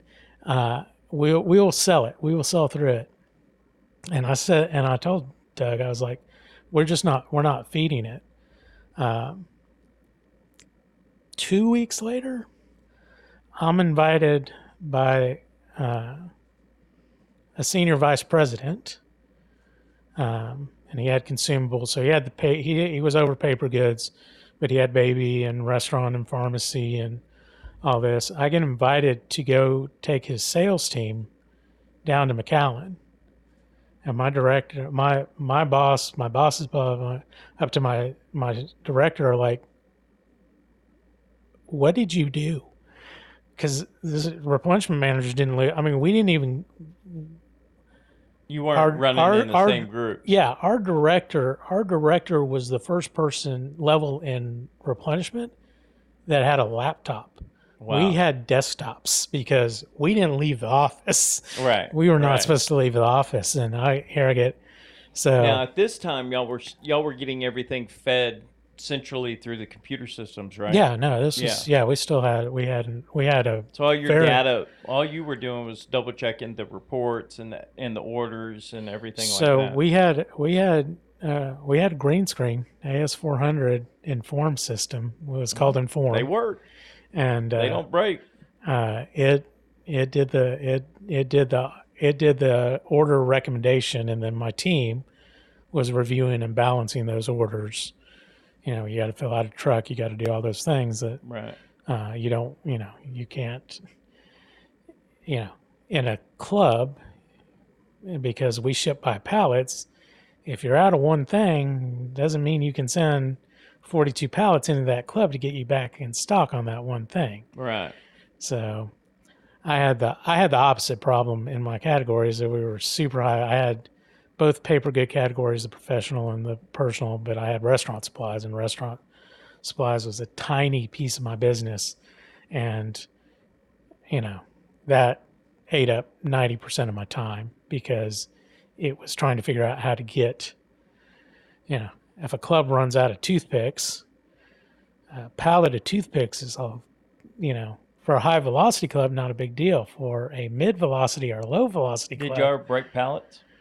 It's very expensive. Yes, we did in some cases. And we had an alternate, there's an alternate logistics path where we shipped into a consolidator, and they would build mixed pallets of product for us. But that ain't, That's expensive. it's expensive, and your lead times blow up. Right. You got to wait for a product to come in to build the pallet out to. Right. Instead of shipping And, direct. and there was some stuff that we did. So this was another misconception is, Walmart, giant warehouse, and all the product's there. So they're going and pulling product and putting it in a bill. Sam's Club is a cross dock because the club is the warehouse. So I have 30 trailer doors on one side of the building, 100 yards, 30 doors on the other that represent, and there's a club number under each one. So, a you truck. Talking about the distribution center, So or are you talking about the actual store? I'm talking about the distribution center. Okay, because I was like, so we only have like 6 or 10 doors for clubs. So the regional distribution centers are massive, and they've Oh, I got believe 30. it. Well, But it's like the one in Buda, right? at Sam's Club though, its total square footage isn't much bigger than a club, because it is literally door, and you are just moving product from truck to truck. So I get 40 pallets of water in from Nestle. Those 40 pallets get distributed between All those trucks. Yeah. six trucks, and the logistics of Walmart. And this is one of the things and Doug talked about it was Amazon has to build up their physical distribution. We've got to build up our digital. I'd rather be building digital than physical. Yeah. We for had sure. we had the physical. So So, do you think automation is going to make that job? Because now they have automated forklifts, pallet movers, like we were talking about before. Do you think that that is going to become more streamlined and faster since they're going to be able to computerize most of that? so it has. I mean, there's multiple networks. You can't have perishable goods going. You don't want those with chemicals. You don't. You have a different distribution for electronics because you have a different distribution for Sure, for jewelry. electronics, it's a security measure as Yeah, well, it's a right? secure. Yeah, it's a jewelry electronics have their own distribution networks. Um, so, um, And then what did they do on that? So since the warehouses are set up crossways, do they in refrigerated? Do they back the truck up and have refrigeration going in the middle and have no. like a? So even How for does that Sam's, work? it used the perishable network, which was They do different. what? They used our perishable network, our And how cold. does that work? So it's a warehouse. It's refrigerated. Yeah, it's a refrigerated Oh, warehouse. okay. So yeah, all your meats, vegetables, produce, they come on different trucks, and those trucks will either be dual stop or triple stop. So they'll hit. Sometimes they'll drive an entire perishable truck to a single club, but most of the time not. There's not that much refrigeration. Oh, that's right. You said they're going direct. They're Um, going. they're- Two stop means that there's two stores they may stop at. Right. So I got you. yeah. So on the Walmart side, their trailers are all 2 or 3 stops for everything. Gotcha. At Sam's, only the perishable are 1 or 2 stop. I gotcha. And then we also had direct ship because I have, again, $5.2 billion. It's no problem for me to drop 42 pallets of Bounty into a club. No, because they stack them at the back of the club, So- and you have lots of space for them. Oh, I mean, that's another variable. Well, there's right? not a lot of space, but the whole goal is to have everything on the floor and to touch the pallet once. Yeah, that pallet touch. When we were, I was in automotive, so every time we'd touch a car, it was $7. So anytime we touched Yeah. a car, it was $7. So yeah, At Walmart, every time you touch a pallet, it was $11. $11. So I can believe it. Yeah, our numbers were pretty similar. yeah, and there's a whole bunch of problems with the way that they calculated the warehouse cost, because we ran our own logistics, our own warehouse, and DC's distribution centers don't have cash registers. The only way, so you have to write a check to them to support their operations. So that goes into the cost of goods, and what ends up being the landed cost. But anyway, long way back to turns. Right. So my average turn on paper towels was 92. What? Y'all So- had 92 turns before you'd pay for a product? Yeah. Wow. So Well, no I wonder impro- they're so damn profitable. so I improved that. I mean, when I came in, it wasn't that high. When I left, it was that high. Wow. But I had on That's huge. on paper towels. I Yeah. mean, just think of the interest alone. Yeah. Wow. That's insane. So yeah, turns is a big deal. Restaurant supplies, aluminum foil. I was lucky to hit one turn, 1.2. Yeah, but aluminum foil's not that. I mean, it that So the the pack. replenishment's not that often. So there's some problems with aluminum foil. So first of all, the packages are small in comparison, so volume wise. So you actually can't build a 5 foot pallet of aluminum. It'll Oh, crush gotcha. its it'll It'll crush crush it. itself. Oh, So gotcha. all the pallets are about half a pallet. Uh, the units are small, so there's still a ton of units on there, and we have those big giant industrial aluminum foils that only businesses use. Uh, So home yeah, consumers aren't using them. yeah. So I get a rural club like Victoria. I send them a pallet of aluminum foil. It's a year's worth of inventory. Now it doesn't spoil. Now there's risk of damage, so it's not a big deal in my terms. But uh, Bounty, it was considered a never out. It was had a classification in inventory of never out. You were never supposed to be able to walk into a Sam's Club and not be able to buy Bounty. Every morning I got a report, and this is how seriously the clubs took it. If I had a club, I could expect a senior vice president at my desk. Oh, if you had a club out of Bounty. Out of Bounty. I could expect, if I had 3 clubs, I would get Probably not have a job very long. the chief operating officer would be sending my boss and me a note. Oh my god.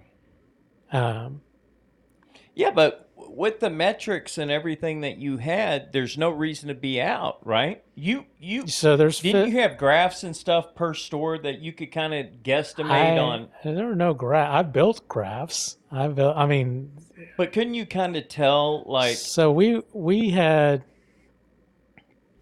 is in the consumption about the same, or does it vary a lot it with product? it varies. We capture that over time. I mean, there's an annual cyclical cycle. There's holiday cyclical cycle. Like, I mean, I started planning for buying the Chinette platters. I would have to start planning to get those in stock for Thanksgiving in July. Now, what happened? Now, what happened when there was a?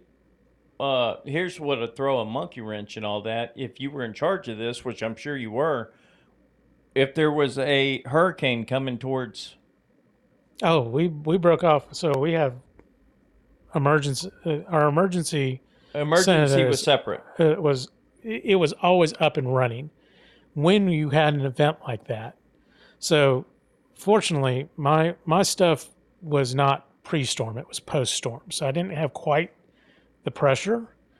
But in my division, my direct division, because we were consumables, grocery was also in there. So yeah, tuna and canned goods and all those Right. things. There generally it was the position above mine would get.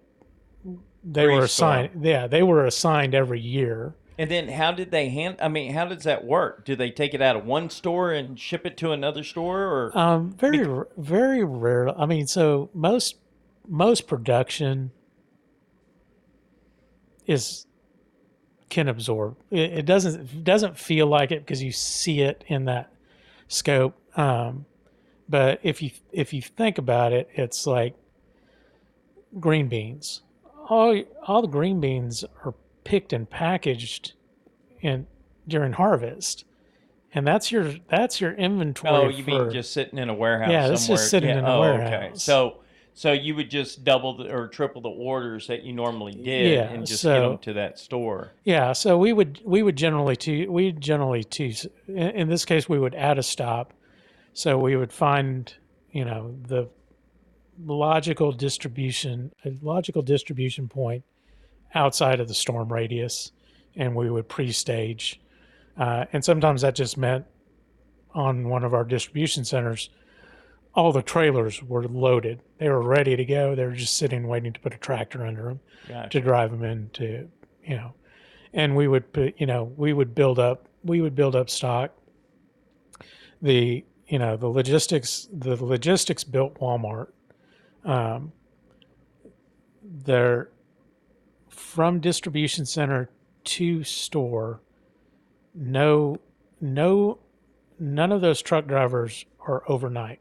They can deliver their entire route and be home. That's what I was just about every to day. ask. Yeah, so it's within, what, 150 mile radius or something like that? So we have distribution. Yeah, so the Sam's one are a little bit larger because we don't have as many distribution centers as the RDCs, and we do some other things like Bounty didn't go through our distribution network. It went directly from Procter and Gamble to the club. Gotcha. Yeah, it same makes thing. sense. Same thing with Georgia Pacific. Yeah, because on Procter and Gamble, I was buying Bounty and Charmin and Kleenex. So you could fill. I could fill up a truck. Yeah. Those are big bulky items. Right. Didn't take anything to do that. The other problem with foil was I couldn't put 42. If I put, I would overweight the truck if I loaded it with 42 of the half pallets. It weighed too much so I couldn't load a full. So when I would buy foil, like they're going to have a price increase, we would lay in additional stock so we can hold the price as long as possible at the lower cost. It would take weeks of logistics planning and hundreds of additional trucks just because you can't put that much weight on a truck. Sure. Versus, when I ran out of liners for the little food boats, I could throw a couple cases on one of my Bounty trucks and know that I was going to be there. Yeah. Most clubs would get, so low velocity clubs would get a delivery once a week, mid twice a week, high would it be 3 to 5. I had some of my high volume clubs, they were selling more than a truckload a day. Wow. So to switch gears a little bit. Yeah, that's a lot on logistics. That's a lot of logistics. If anybody's still out there. Yeah. to say turns are very important in making money. Moving inventory it's very cheap at scale, but once you get down to that last mile, it's extraordinarily expensive, and that's why most e-commerce are not profitable. Right. Yeah, well, that's how Sam's makes all of its money, is the turns. I mean, not all of its money, but that's how he made a huge amount of money. Oh yeah, it was. Yeah, I mean, turns are. That's his financial. He was the first person to do that, and no, from his book, it was stack it high, watch it fly. Yeah, that was. You got to understand, and was that a good book? Yeah, Made in America. If you're in, I don't care what business industry you're in. First, it's a good read. It's not a hard read. It's enjoyable. Great. He was a simple man too. He was he was very bright, but he was very simple. He was, yeah. His very, very Midwestern, humble, right? But also extremely hardworking. People, you read the book and he'd drive to every store. He'd drive to every store, and then he bought the first airplane. He would fly to every and flying with him. Their stories are notorious. Really? Yes, because he would just be like, "Oh, there's not enough cars in that parking lot," and go land and find out what was going on. So yeah, he would show up, but he saw potential where people didn't see potential. His whole, when Walmart started in his building where he was building, he wasn't going into metro areas. It was all rural. Kmart and Sears were, it was a joke. And when he first started, he couldn't even get distributors. He would work the full day and then literally get in the car with a trailer and drive 100 miles to pick up something that was, and whatever he could buy, that was going to be on the special next day. And that's where it came from, stack it high, watch it fly. Because he would buy in bulk, sell it cheap, and go through, and he was getting volume and turns. And but it's Where did the 90-day turn come? How did he come up with that? he didn't. That was a financial thing. So you know, Was anybody else doing that? not in the well, yeah, almost all big. Once you get to a certain scale, Yeah, but he wasn't at scale at that point. He was like and he wasn't getting that advantage at that point oh, okay. when he was first starting. It was in the 80s when he started building volume, Gotcha. and that's when you move into net 30, net 60, net 90-day terms on contracts, Right. because you're doing enough volume that a manufacturer, these big CPGs, are like, yeah, basically we'll extend you credit. We know that we are selling enough with you consistently enough that we're not worried about every truck going to you. Mm-hmm. And it's inefficient. It's inefficient for them. Can you imagine? So 90 turns. If I sent 90 checks Right. for all 600 clubs every Right. every 30 days, because paper was on net 30. I was doing that 90 turns in 30 days. Just we would overwhelm an accounting department. Right. We couldn't send out that many checks. They couldn't receive and process that many checks. Keeping track of it is a nightmare. Right. So you consolidate all those things, and that's that's one of the advantages of scale. And then Let's not run people off. Yeah. What's another topic we can talk about? Have you seen anything crazy in the news lately? So I think I don't think it's crazy. I think it's great. I think the World Cup coming to an end. How's that going? Who's winning? So I don't watch sports. So I think Spain won. It was Spain and Argentina in the final. Okay. And obviously I'm not a soccer person, but I think so. The numbers are coming in. It was the most widely viewed. It was the most widely attended. Less. Widely more. Oh, okay. So it was the most, by all metrics so far, it's looking like it's going to be the most successful World Cup in recent history. So is it because soccer's becoming more prevalent throughout the United States? And I mean, it is. I mean, I think it's less about the United States. It's just, and this is also split. I mean, because they had stadiums in Canada and Mexico, but the cities and the influx of income that came in was phenomenal. Where was it being held? Spain or Argentina? That one was in L.A. Oh, L.A. Okay. Or San Francisco. Was it in San Francisco? It was in California. Reliant. It was at Reliant Stadium. So. Oh, okay.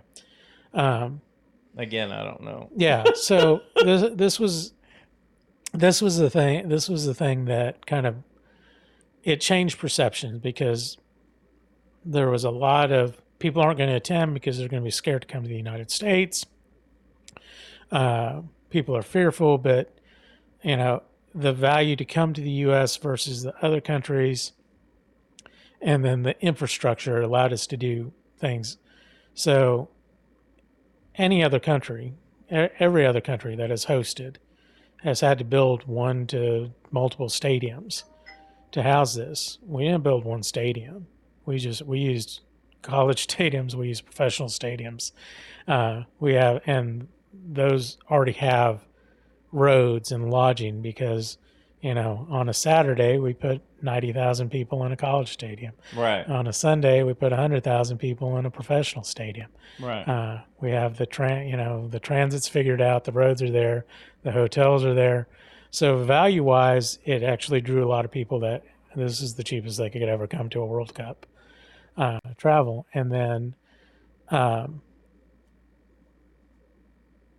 Americans were Americans. we are hospitable. We are generous. We are generally interested. You get, little town in Kansas that one of the, I think it was Argentina or Lithuania, I forget, one of the teams there, and they adopted it. They adopted the team. They bought flags. They put up things. They Really? had parades. Oh, wow. They had little kids. They rooted for them. It became home, like, I mean, it was their home base to train for the World Cup, but we made them feel at home. Oh, that's awesome.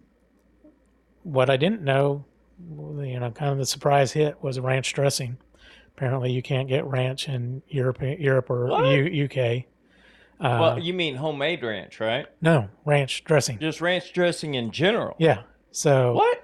it got so bad, TSA put an advisory out that if you're going to buy ranch dressing, you have to pack it in your check luggage. Oh, you're talking about them buying it while they're here. Yes.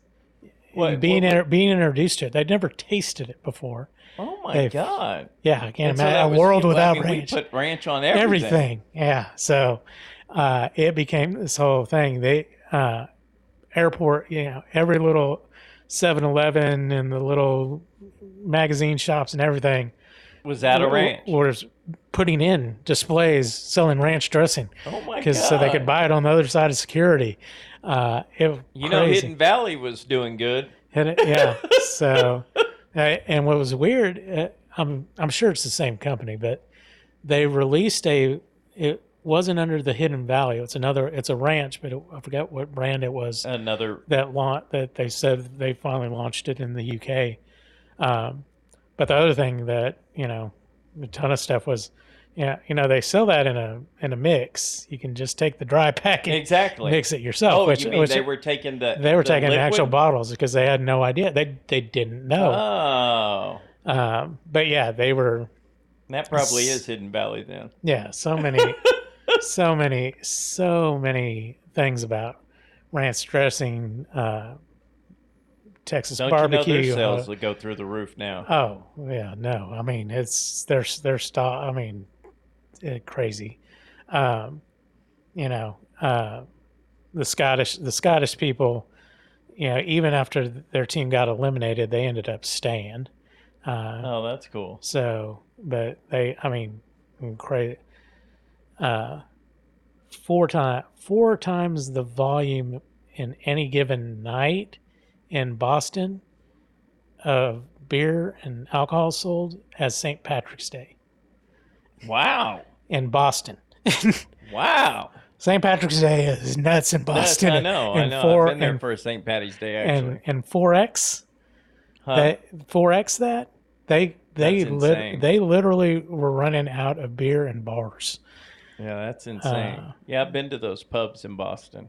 Yeah, a ton of them, but yeah, it New was England, Boston. there were a ton of video blogs and reels and TikToks, and it was just all about the people that did the South Run. Bucky's got mad props. Walmart got mad props. Cabela's, Bass Pro Shop got. But yeah, it was like there were so many videos of just like they didn't understand Walmart. I was just like they went in. It was just like y'all don't understand. Y'all are so spoiled. This is more cereal than like every store in the UK that's combined. incredible. The variety of food they would get. I was like, excuse me, man, I just ordered one pancake. That is one pancake. And it's just like they're like they would be huge. Wow. Wow. Refills and ice and air conditioning were the other ones that Oh, they don't have AC that much? very, very little. I mean, so England went through a heat wave a couple weeks ago. I know England's typically cooler. Yeah, and they were like, you don't understand. It's like most houses don't have AC. Oh, wow. So yeah, it's when it hits 80 degrees. That's hot. That's hot. Yeah. Without AC, and they didn't like they like you have AC everywhere.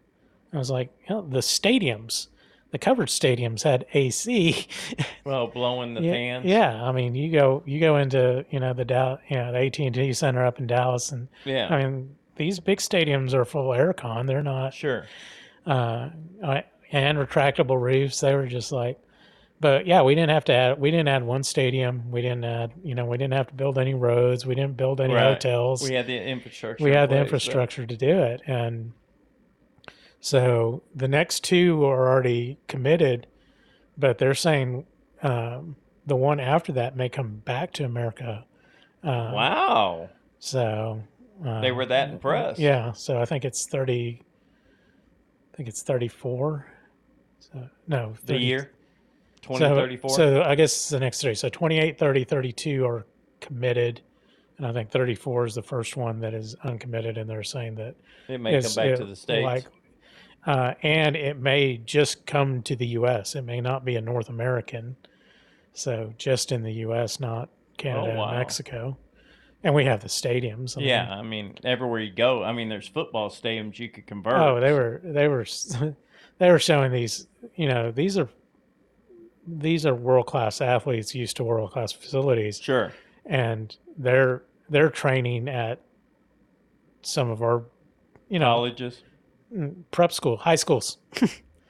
Well, I guess, I mean, like, look at Westlake. Yeah, no, I mean, I so yeah, mean, same Westlake same type of thing. when the Cowboys came and they were at St. Ed's Yeah. and they had that break, uh, they went they went over to Westlake to see what they were going to have to bring over for equipment. They're like, not a damn thing. No, no, Westlake's got a full professional staff with AstroTurf and Yeah, you name it. so That was our rival. yeah,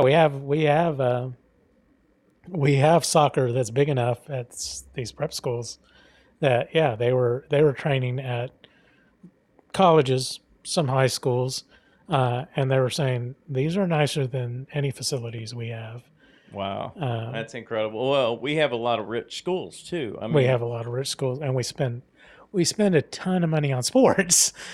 on football, Well, yes, specifically football, we football, spend but probably more money on football than any oh other, yeah, absolutely. like two But or three times. we don't spend it all back into football. Football makes so much money that the Well, yeah, schools, yeah, basketball stadiums, tennis courts, yeah, soccer pitches, sure. in this case, softball, all these things I think that soccer's up and coming, so they'll probably do a dual, like Westlake or what LBJ or yeah, I not mean LBJ, we've got the Lake Travis and we've got we've got the league here. It's I mean it is the most I mean I keep saying it. It's not. It's the second most popular sport in the world. Cricket is still bigger, which is crazy. really Yeah, cricket is.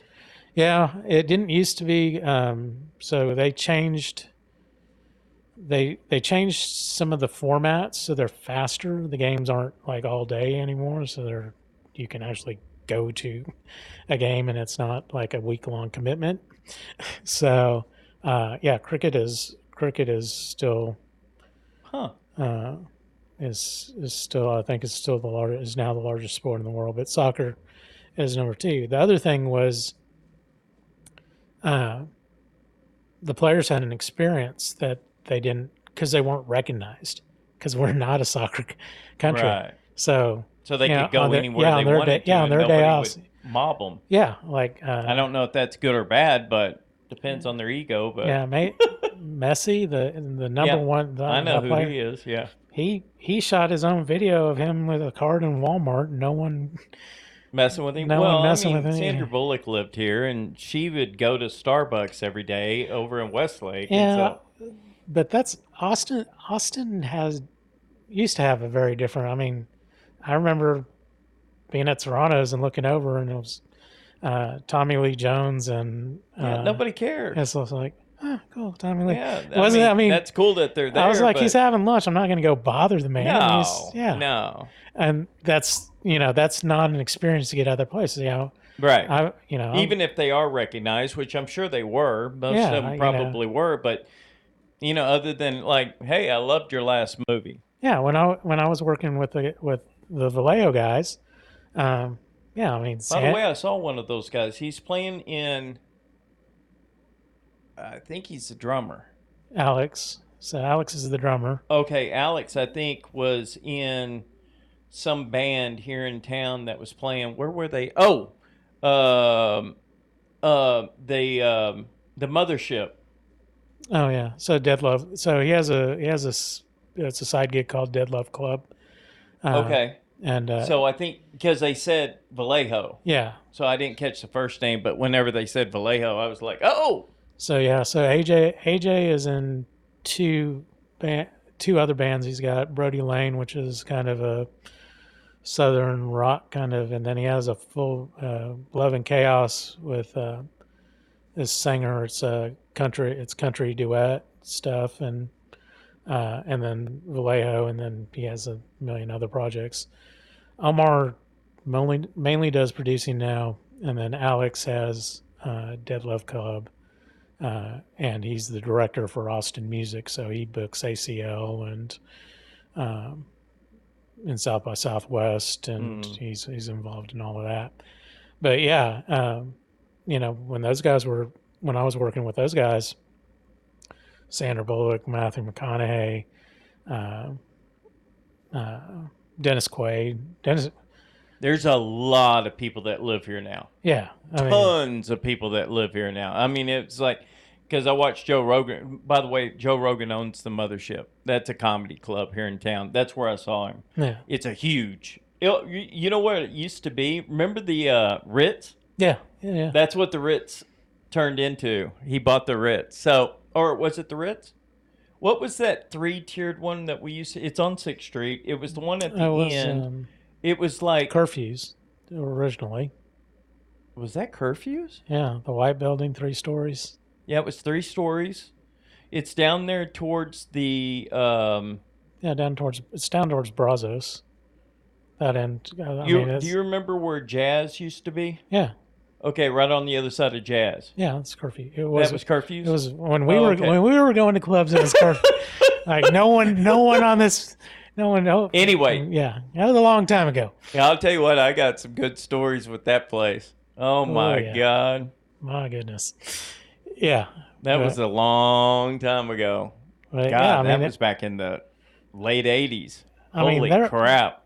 There weren't a lot of multi-level clubs. I mean, Maggie Mays. Well, Maggie Mays is still there. It's still there, and you got it had 2 floors in the roof. Yeah, they updated the roof. That's what everybody goes for. And then, I haven't been to 6th Street in forever. Yeah, I mean, yeah, there's very few things that were there when I used to go, and they're still there. Emo's is moved, but it's still. I mean, there's Emo's over off 3rd Street. Yeah, they've kept some of the names. But they've moved the clubs. Yeah, so Antone's is on 6th Street proper now. It's not on 5th Street. Oh, is it? Yeah. Where is it located now? It was on 5th. It was on 5th. It is. Is it? It's closer to the highway. It's probably about 4 or 5 blocks. Dirty 6. It has to be Dirty 6, right? Yeah, it's definitely Dirty 6. Okay. It's probably 3 blocks up from Red River. So I-35, Red River. How close is it to what's that other comedy club that was down there? Esther's Follies. I don't remember where Esther's was. Esther's was right there on the corner of, I don't know. It doesn't matter. You remember the library? The library was down there by Dan McCluskey's used to be in that building, and then it turned into the library. And then, I know where it is, but that's down towards where that pool hall was. That's one block before the pool hall. Yeah, so it's further. But it's on. I forgot what it was. It's close to where the old steamboat was. Steamboat. I don't recall the steamboat. So steamboat was in its last days. It's down by Esther's Fall. There was a club that we used to go to on. Where is the Pete's Piano Bar? How close is it to Pete's? Because I know Pete's is still there. No. What? Pete's went broke? I don't think so. Yeah, I mean, The dueling piano yeah, bar. yeah. Pete's. I don't think Pete's is still there.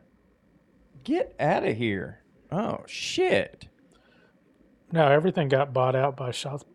They put in shop bars for all the frat kids that kicked off. Remember Hot Shots? Oh yeah, Oh, yeah. Well, that's where we used to stop. We used to stop there first, then go over to Pete's. Then there was that, what was that club? There was a ghetto club across the street over there at the next block up on the corner.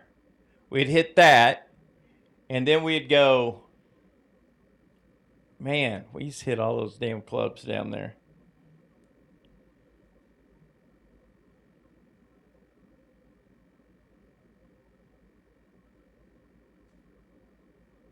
no, it's still there.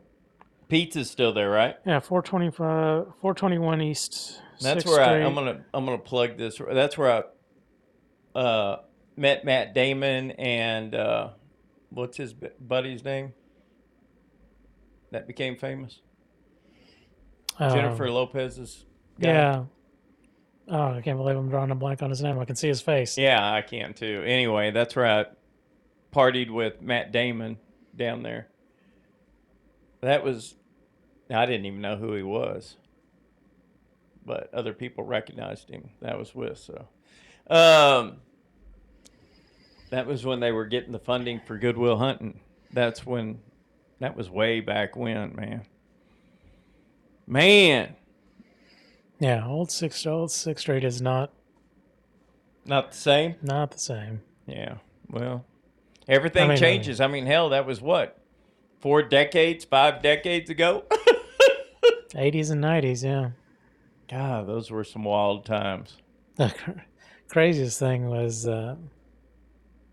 when I first got my remote gig and moved back to Austin.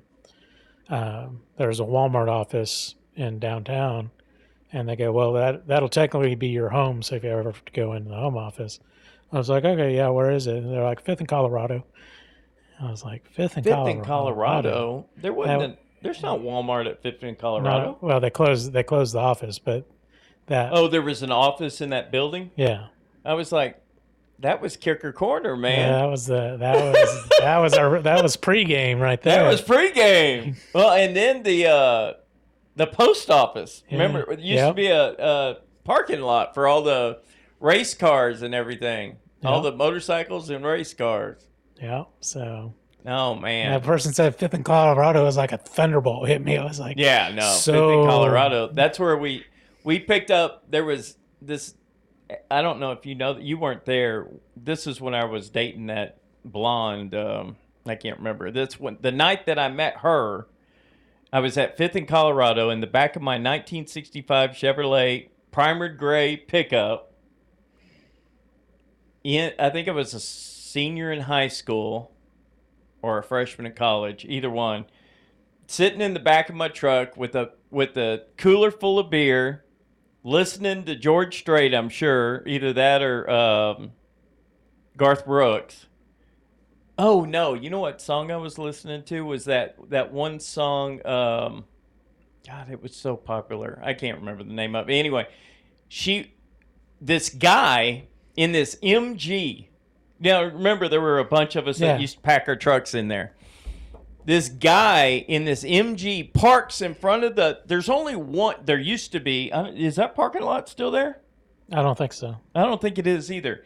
There was a. Oh yeah, we picked that fucker up and moved Were that you car. there? Yeah, I was one of the people that moved the car. There were 8 of us. He parks this damn MG. We're like, what in the fuck are you doing? And walks away with his girl. We pick up. He had his convertible top down. We grabbed like 8 guys, moved that MG into the middle of 5th Street, and just leave it there. We were like, screw you. The cops came. It was so funny. That was. Yeah. Oh my God. I won't forget that. But that's the night I met, I think that's the night I met, what was her name again?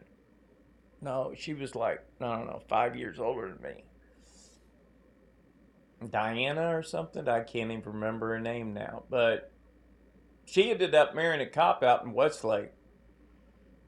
Not Westlake, Lakeway. she became a dispatcher in Lakeway and then ended up marrying a cop out there. I talked to her years down the road, but anyway, Yeah, man. no, a lot of good times there. I was, it may have been one of the places until I went to a wrestling event. The largest human being I'd ever seen. It was a little hatchback like Suzuki knockoff, one of like wind up and kept on driving by and revving his engine, and he was yelling stuff, and it was kicker corner, a whole bunch of rednecks. Right. They were yelling stuff back and forth, and kept on coming by, and it escalates. And he's like, I want a kicker, and throws it in the park, and he opens the door. And I'm like, it is a little tiny car. I swear to God, I felt like I was at I the remember you circus. telling me about This this. guy squeezes out of the thing. He was all at like 6'5", probably 225. I mean, just whoa. And three of his buddies, he was like, because he got out by himself. He was like, you think you got enough people? And one of the guys looks around. He's like, yeah, I think we got enough. And then his three buddies got out of the car. He looked at me. He was like, Steve, I think we need some more people. These were, it looked like a clown car. I've never seen, I don't know how, I was like, did you Vaseline those doors to get it there? They were huge. But yeah, there are a lot Yeah, and then of when they times. kicked us off at 5th in Colorado, then it moved over across I-35, East 35 in that. Yeah. Remember that? When we'd have to turn that corner? Yep, that was the days that, man, Yeah, that was, I picked up a fugly one night over there. I mean, God almighty. we moved from there after that guy got stabbed. Yeah, well, it was rough. Yeah, That no, was it was a rough rough over part of there. town. So, Now it's all gentrified. I mean, now it's just yeah, now it's all crazy. Gen Z. Now it's nice. Yeah. It's condos and Well, I mean, the if it liquor wasn't, store's still on the corner. yeah, The liquor store's still there, and that road is still there. But yeah, I mean, now it's nice in that area over there. now, I'll tell you the craziest thing, and I don't know when it happened. I was driving north on I-35, and they finally tore down that round Holiday Inn. I mean, it's still, Oh, they did? yeah, it's a Holiday Inn. They rebuilt something in its place, but I mean, it was always that round, Yeah. crazy So spaceship. so Yeah, it's gone. Oh wow. Well, that really nice. I mean, over on the corner over there was oh, what's that guy that was my Van Zant? He was my client. His family built that hotel over there, and as soon as that Van Zant hotel went up, um, that whole area exploded. Well, that was what was it? Rainy Street before they Yeah. destroyed it. Yeah. So I mean, yeah, as soon as Rainy Street went in, and yeah, they destroyed that area, and yeah, everything's nice over there now. It attracts really high end people. Is there any bars still over there? Yeah, I mean, Again, bar, 3 years. I don't know. I mean, the last time I drove down, I mean, there's lots of bar names, but I mean, I stopped going When they I tore mean, everything yeah, down. when there was no, I mean, when we migrated to Fifth and then Fourth, and then Red River, um, because they just kept on pushing the stages and the music out, and Yeah. it was just all shot bars and people getting drunk. Yeah, now it's so spread out that I mean it's all over the place now. East I-35, West Side. You've got what 12 blocks of. Yeah, I mean, it starts at 6 and just expands out, and yeah. So I don't know. Of course I don't go to those scenes anymore, but yeah. I mean, it's wild. It is wild. yeah. I mean, there's the other funny thing is still is visually striking. Like I said, that one Holiday Inn was a landmark from my entire life, and Right. it's gone. But you drive down Lamar, and it's mixed use, and Broken Spoke is still Yeah. Oh yeah. Broken they Spoke. built around Old it. James White. Yeah, it's still kicking. Yeah. I used to deliver hay to his ranch. Man, Yeah, he's dead though. yeah, Yeah, he died. Yeah, but and they don't open they they don't open for lunch anymore. I went. Oh, they don't? No, they used to have some of the best sausage. I love their barbecue Trying and to their remember. I hamburger. think I had the barbecue plate, but I can't remember And what. I mean, I just go there, drink Lone Stars. yeah, I got Shoot pool and drink Lone Star. I got nostalgic a couple months, probably a year ago. And I was like, oh, you know what? Let's just go to the Broken Spoke for lunch. I went and was like, nah, it ain't open. That's where we shot that international Foster's Lager commercial when I was in acting. That's where we shot it, was at the Broken Spoke. That's when they had a table. They don't probably have it there anymore. They had a table that was in right when you walked in the door. Mm-hmm. There was a table right there to the left. I mean, like almost in front of you. That's where we were shooting it. But yeah, man, it's changed a lot. Man, those are the years, Steve. Those are the years, yeah. All right, brother. Is that it I for think today? that's it. All right, man. Well, thanks, everyone. Anybody that's still with us. We're growing. We appreciate all the subscribers, and we'll come to you next time. Have a great week. Take care. Take care.